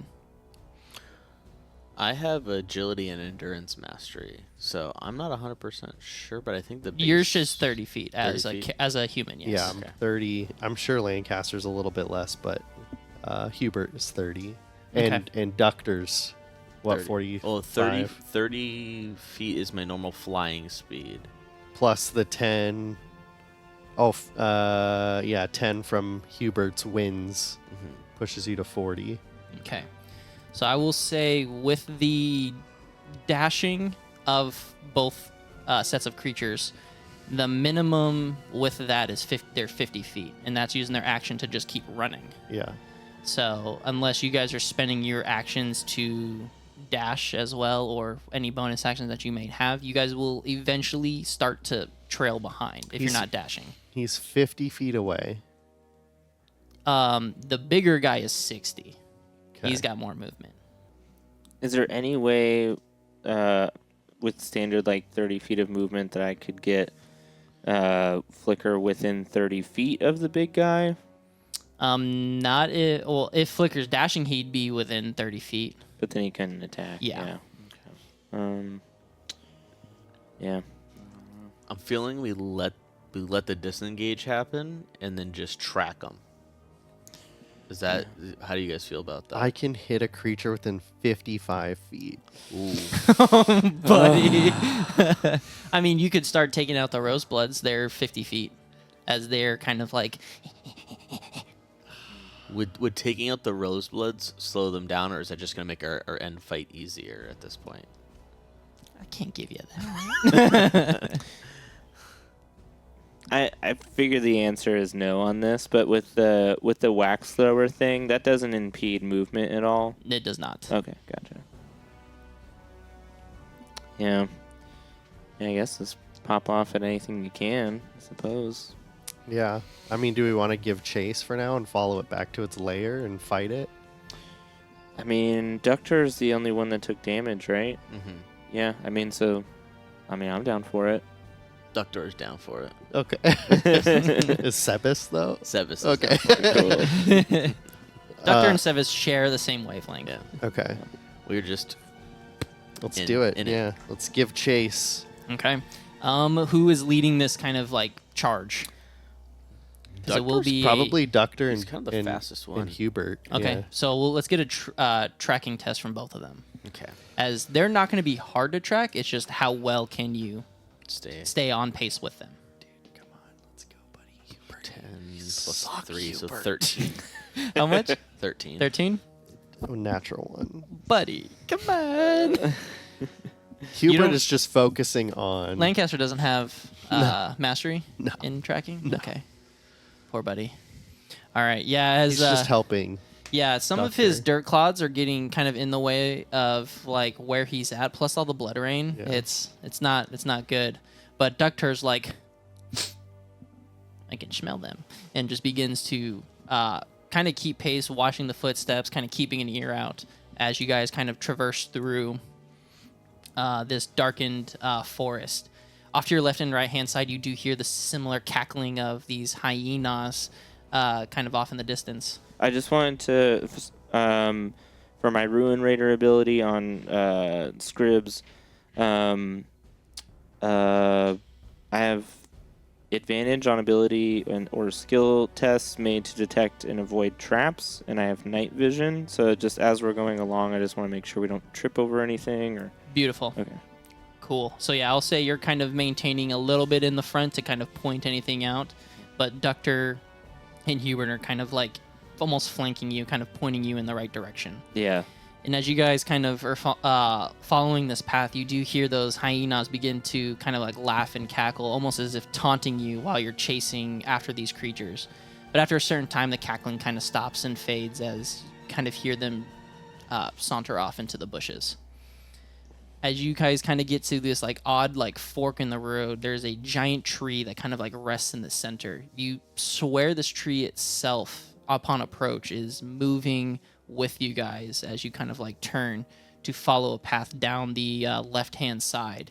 But what happens there, you have no idea. As long as you guys are keeping the same pace, are you guys stopping here? Can I make an awareness check as we're moving to just see what exactly is up with the tree? Sure. Go ahead. Okay. Or an intuition would probably be a little bit more. But I don't have mastery in intuition. I can give a mastery die in intuition. Yeah.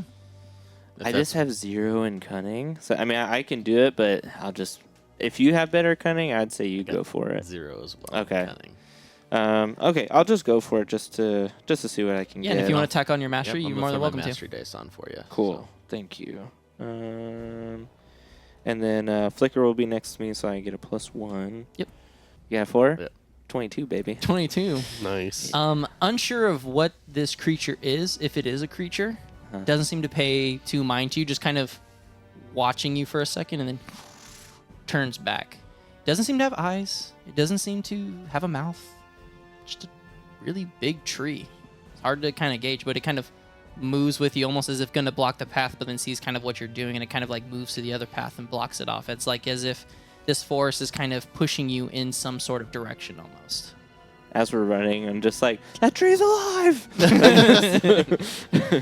But as you guys continue to make chase, after about 30, maybe 45 minutes of like trying to keep pace with these creatures, you come to a kind of curve that heads slightly north, and this old broken down sign, what it used to be, all it says is EI, and then the other half of it is just completely tattered and rumbles and splintered all over the place. And in the Eichenwald. distance, you see a very large, what used to be a once thriving city. Buildings are capsized, and all that's left standing is nothing but stone structures, knocked over signs, and Buildings are flipped. no, like capsized over. Okay. Like, sorry. Turned upside down, not in the literal sense, but Yeah. as if just destroyed and completely Okay. dismantled, as if something large came barreling through this place. I just want to make sure something didn't pick it up and put it upside down. What no, are we not messing like with? that. That But tree did it. Yeah. And you see these creatures just off in the distance barrel through this large iron gate and slam in through the front door as it closes behind them. And that building looks very familiar off in the distance, about not even half a mile, about a quarter of a mile away. It's in the same U-shaped that Elena's building is in, but it's got multiple levels to it. And it is a castle, essentially. But like the base and structure of it is of Elena's. So, I guess this is a DM question. Is Eichenwald where Elena is from? Mhm. Okay. Yeah. I don't know if you mentioned that. I did, yes. So it's like as if she is trying to take this town of what Yeah. it once was and rebuild it somewhere So else. Eichenwald most likely got destroyed by this. Do we need to run an intuition test to confirm that this is Eichenwald, or is the E on the front enough to say that we know? I would say putting some kind of context clues together. Elena mentioned that there was a war here. Something happened and just kind of barreled through that caused the town to basically up and leave. And with the EI on the sign and We have the map. Too. the map, Yeah, yeah, so- you guys are rough. You guys would pinpoint yourselves roughly within this town. So Doctor basically points at the map. And he's like, this is checks out. Good thinking, Doctor. But you guys do see some very gnarly sights. You do see kind of old, tattered bodies and remains kind of like tossed aside, withered away. In the process of decomposing or just very long over dead of a couple years. Some skeletal bodies hanging from signs that have like words written of like, you know who was here, and it's just kind of like just dangling, and the wind will kind of blow. It just sits there as you guys kind of proceed through this ruins of a town. Now, when you say you know who was here, is that a threat, like the people here know who they crossed and so they know? Or is this like a prolific Voldemort, like, hey, you know who? I guess Lancaster could take it as like the latter, but we'll say for story aspects, like the people of the town know who came here. Yeah. Like it is a sign of, if you are from here and try to return here, you might as well just consider yourself dead. Maybe Elena knew more than what she was letting on. Oh, yeah. Yeah. Oh, yeah. I knew I didn't trust her. Yeah. We were Also, on I the right puke page. somewhere when I see all the dead bodies and stuff. I'm Yeah. like, I didn't trust. Yeah, you do see scattered like bones and remains kind of just throughout the town of all sorts of stages of decomposition. I got a bad feeling about this, but I also feel like we're in too deep. I am fully subscribed to the sunk cost fallacy right now. I was going to say, you also had In Too Deep as a reference to Sum 41. Yep. Keep it coming. All right. You guys making your way towards big scary Dracula building? What it looks like essentially? I'll put out a fist bump to both my comrades to see if they're in for the mile here. Conductor slaps your hand. Let's do this. Yeah. All right, I guess so. All right.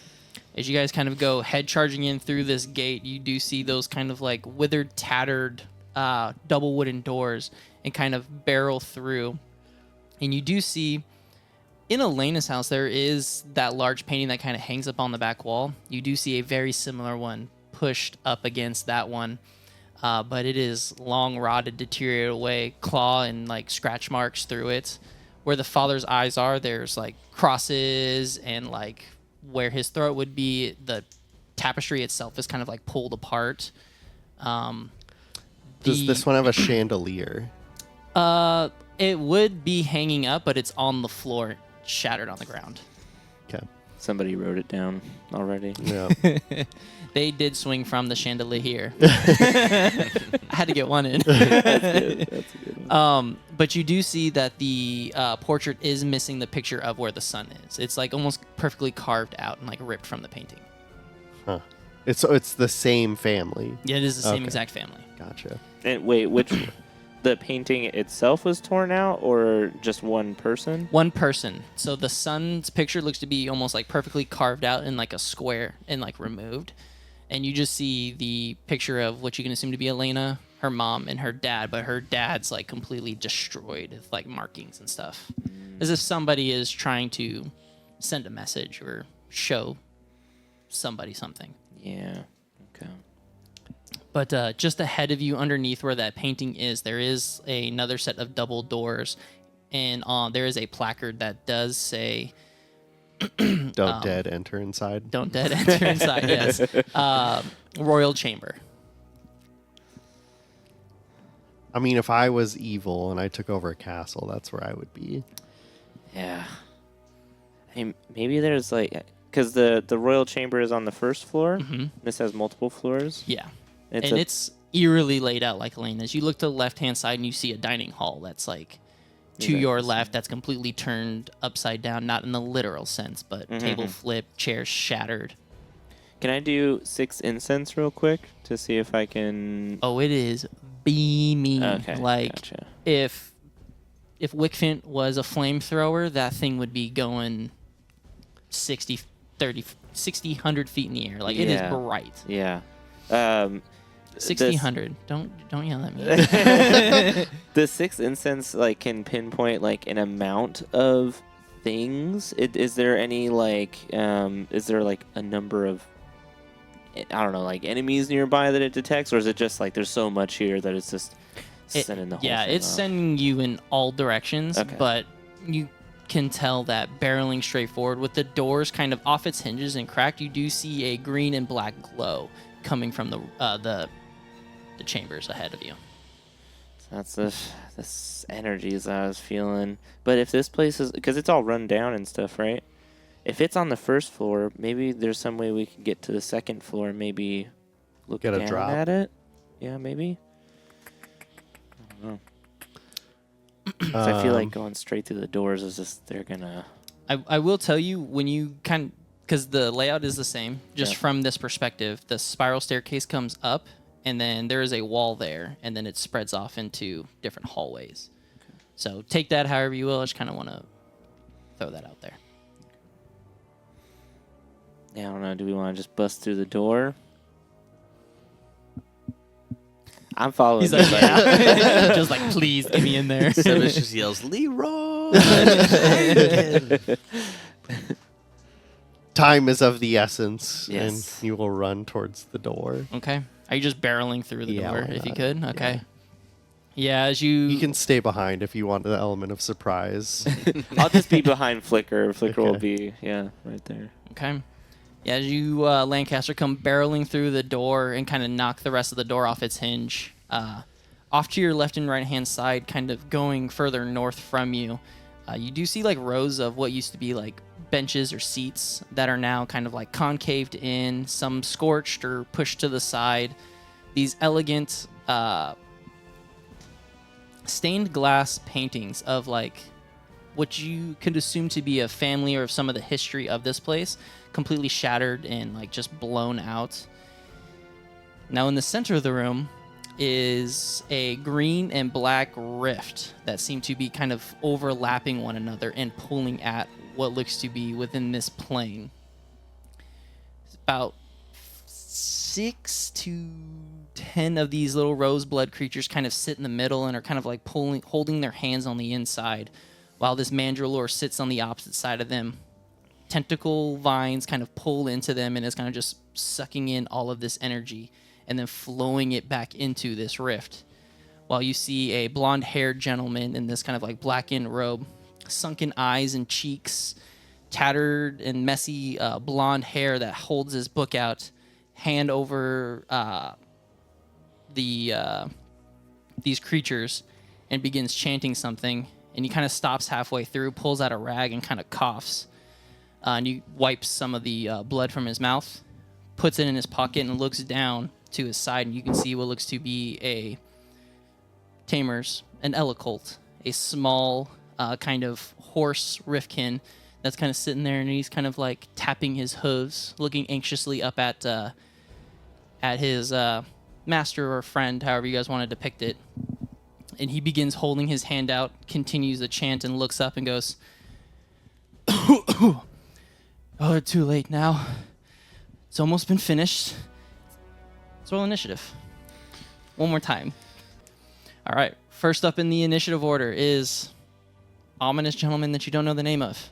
As he kind of holds his book out, and you can see as he begins to kind of pull this energy of this blackened rift energy and kind of hurls it into this rift that's opening up in the center, and begins to kind of chant and keep drawing and pulling, and he's making these come forth motions.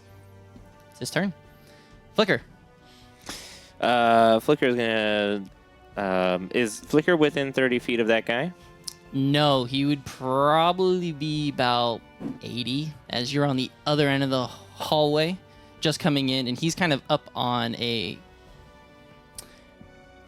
near a dais, so it's kind of like up on like a lifted platform. Okay. I'll have. How far away is the Mandrelore? Mandrelore is probably about 45. 45. Okay. We're gonna do that then. He'll go up. He'll use his movement to go up 30, and then use his Radiant Renewal ability on the Mandrelore, which is within 30 feet. The user initiates a religion contest against the target within 30 feet. On a failure, the user rolls a mastery die and siphons a number of hit dice from the target equal to the amount rolled. and deals radiant damage. So we'll have a contest of religion. Beautiful. 5. Nat 20, baby. Oh my Nice. god. With that, I will say Eat roll it, Mandalore. roll 2 of your hit dice Okay. because this is essentially going to be the equivalent of doing double the damage.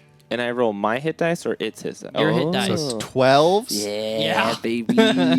Let's go. Do I not have? Okay. Yes, I do. So sorry, how many do I roll? Roll. So technically you would roll 1, but now you roll 2. Okay, gotcha.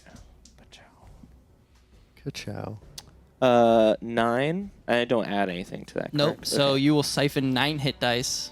If he had it, I will say he will do the 9 damage. We're gonna do some cheeky stuff here because Joel already called me out on it. It's weird. So he will take essentially he will take double that damage as it's as this radiant light is pulling this Mandalore out, and he no longer has access to his ability as you siphoned all of his hit dice. Cool. Sick. So Okay. as Trunk Torch begins to kind of like lighten, this like radiant light begins to pour from the candle and on. You can see it just kind of clasp on the side of this Mandalore, and it siphons That's really back cool. into him. Cool. And then the Black Rift energy that was necrotic. Does the radiant is the Mandalore being affected by the undead energy at all? 100%. And then the radiant damage, does that like do anything? Oh, it does. It Oh, does okay, some. cool, cool. You definitely can see it does some funky stuff. Gotcha. Yeah. Okay, cool. Yeah, that's Flicker's turn. Perfect. Hubert. Hubert is going to float up his entire movement speed, but then turn to try to buffeting wind the Mandalore. Okay. Come on, Hubert. Hubert, please. 14? You're hitting the Mandalore. Yes. Hits. How about... That's the wrong die. Hold on. 8 air damage. And then we have to do a might contest. Okay. Give me 1 sec. Mic contest. Come on, Hubert, please. Hubert. Oh, Hubert, that's pretty good, buddy. All right. I got a 15. 17. Dang. Yes. All right. So what happens? He is floating in the air and he has 0 movement speed. Yeah, as he's kind of lifted up, you can see this tentacle is still I say tentacle, vine is still kind of protruding in. And it's kind of keeping him grounded as he's kind of like moving back and forth, It's like a kite trying in the to. wind right yeah, now. he's like. Yeah. Is that it for Hubert? That That was is strong. it for Hubert. All right, Scribs and then Sebis. Oh, dang, that's me. Okay. He's got disadvantage on his attacks as well, by the way. Beautiful, thank you, sir. Cool. For revolvers, is there a range on that? 120. 120? Yes. Cool. Okay. Your accuracy is your range. Yeah. The bullet will go real far. Yeah, it's Should I something shoot the wild. guy would or should I say it's shoot the 120. Mandalore? I mean, the Mandalore. I'm gonna shoot the Mandalore. Okay. Yeah. You're the book guy. What book is he reading? Oh yeah, is the coffin fella reading a book? He looks to have a tome of some sorts. Okay, I am. That's a good point. I am jealous of people with books. I should be the book guy. So jealous. Yeah, I'm gonna shoot book guy. That's my shtick. Shoot him in the book. Excuse me, revolver is 60. 60. Still, Okay. still plenty. You're still good if you move up like 10 feet. You can shoot Okay. him. Cool. I'll do that. I'll actually, Flicker went up 30, so I'll just move up 30, and again, trying to use Flicker as cover. Take a shot. Not great. 8. Mandalore or Book Dude? Book dude. Book Dude still misses. Okay. As he kind of like almost instinctually sees it coming, kind of like just ducks his head out of the way and kind of just doesn't lose focus of this rift in the center. Jeez, that's kind of terrifying. One of these times it's gonna work. Is that it for Scribs? Yep, that's me. Sebis, you're up. All right, Sebas pulls out his hedge slicers. Yeah. Got it right finally. And he's gonna start moving up to the Mandalore. Are there those other little guys in front of the Mandalore? Yeah, or? so there's there's like a weird odd number of like 7 and like 6 on one side. Okay. So he's gonna attack. 7 So and he 8. doesn't have to take was it that move like a disadvantage movement or whatever? Are you talking about the attack of opportunity? Attack of opportunity, yeah. So Okay. he'll just straight up attack those little guys Okay. to start thinning those out Perfect. with his hedge slicers. I should be able to reach that, right? Oh yeah, Okay. I'll allow it. It's an open space. Since they are they plant? They are plant, yes. So I get to roll 2 d20s. That is an 18. Pretty good. See Good if you crit, though. See if you crit. And actually, that's without my mastery die. Yep. So I got 18. So plus mastery is 5. So Yeah, you 23. almost tripled their AC. and then That's what we're here for. That is what we're it's here for. 2d4. Mm-hmm. Oh, where'd that go? Just gonna straight up 2. decapitate one right now. 3 plus my might, so that's 5 plus 8. 8.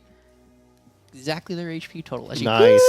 and this thing, all you hear is Yeah. "Ah," as it and just gets pulled into that rift, just almost immediately as this kind of evaporates into like a small kind of like rift energy and just Nice. pulled in. Interesting. So you got about you have a couple handfuls left of those little guys. But is that it for you, Sebas? That is it. Mandrelore. Okay. He's completely neutered. It's fine. You can just, this next person's turn. Unfortunately not. You see as these bulbs begin to kind of grow out of this creature's back and just and it begins to kind of just sit and just kind of dance around all of you guys. I need everybody to make a cult test. Occult test. A cult. An occult test. An occult test.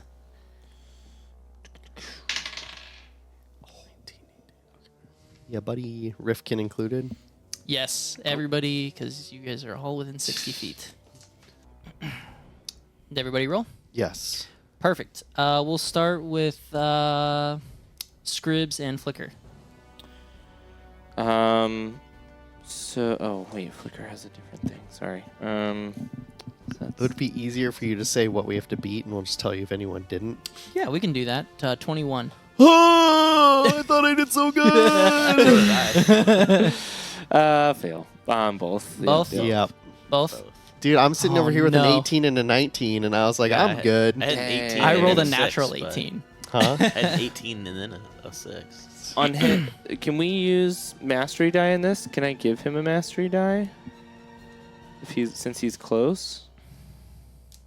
I think I don't rules know. is written Yeah. now. I was like, Okay, rules is okay. written now, so I'm like, because this is Okay. like a contest between. It's Gotcha. not just doing just the skill. Okay. Does that make sense? Yeah, yeah, yeah. And you have to do it before you know the result. Yeah. Gotcha. Okay.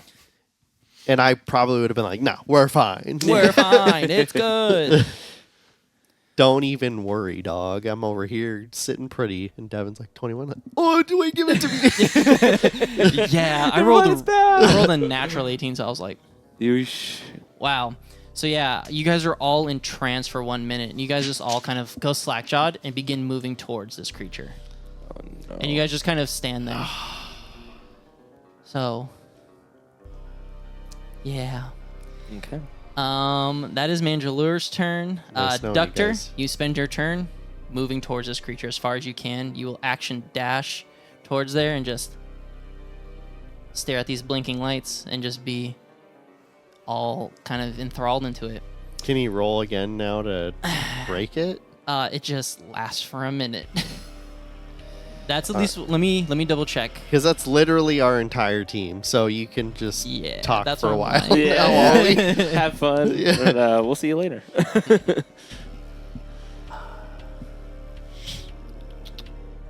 How long is a minute? Is that one turn?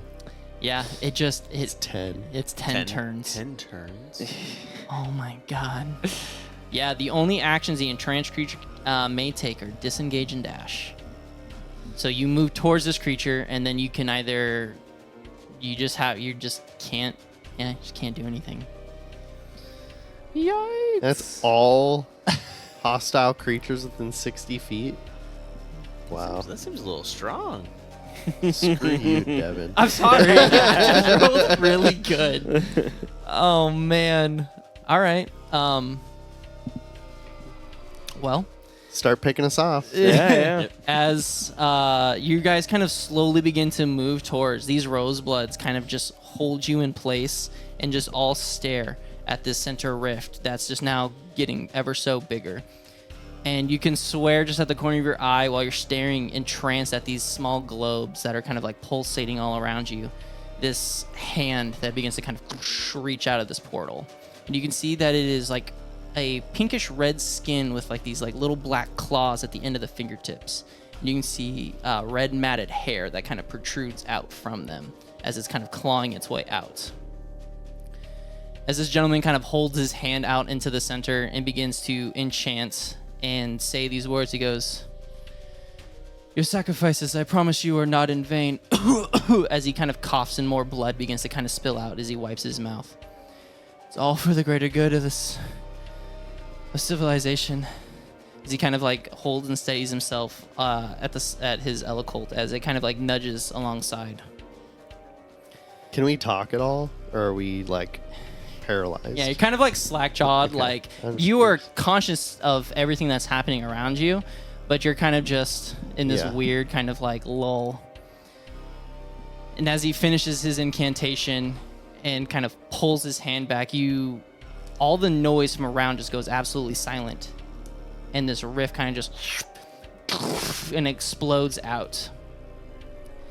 As you all now kind of break out of your trance and kind of all come to consciousness, you see what looks to be a 9 to 10 foot tall, satyr-like humanoid creature. Massive deer antlers that protrude out with hanging vines from its ears. Or from its antlers, excuse me. Deep auburn red fur that coats its entire body. This cedar bark, gauntlets, and armor makeshift all across his body. He kind of stands and he just goes, "Civilization will pay for what it did to me and my kind. We'll start with the lot of you." And as he kind of slams his hands together, vines shoot out from the wall, entangling around your necks and around your ankles and kind of pulls you in tight. And you can feel your bodies begin to kind of stiffen and cave away as these vines begin to encompass your vision. And all you hear left is he goes, "Did good, Edward. And now we take this world by storm." As the vines begin to kind of slowly wrap around your eyes, your vision fades. We'll end that there.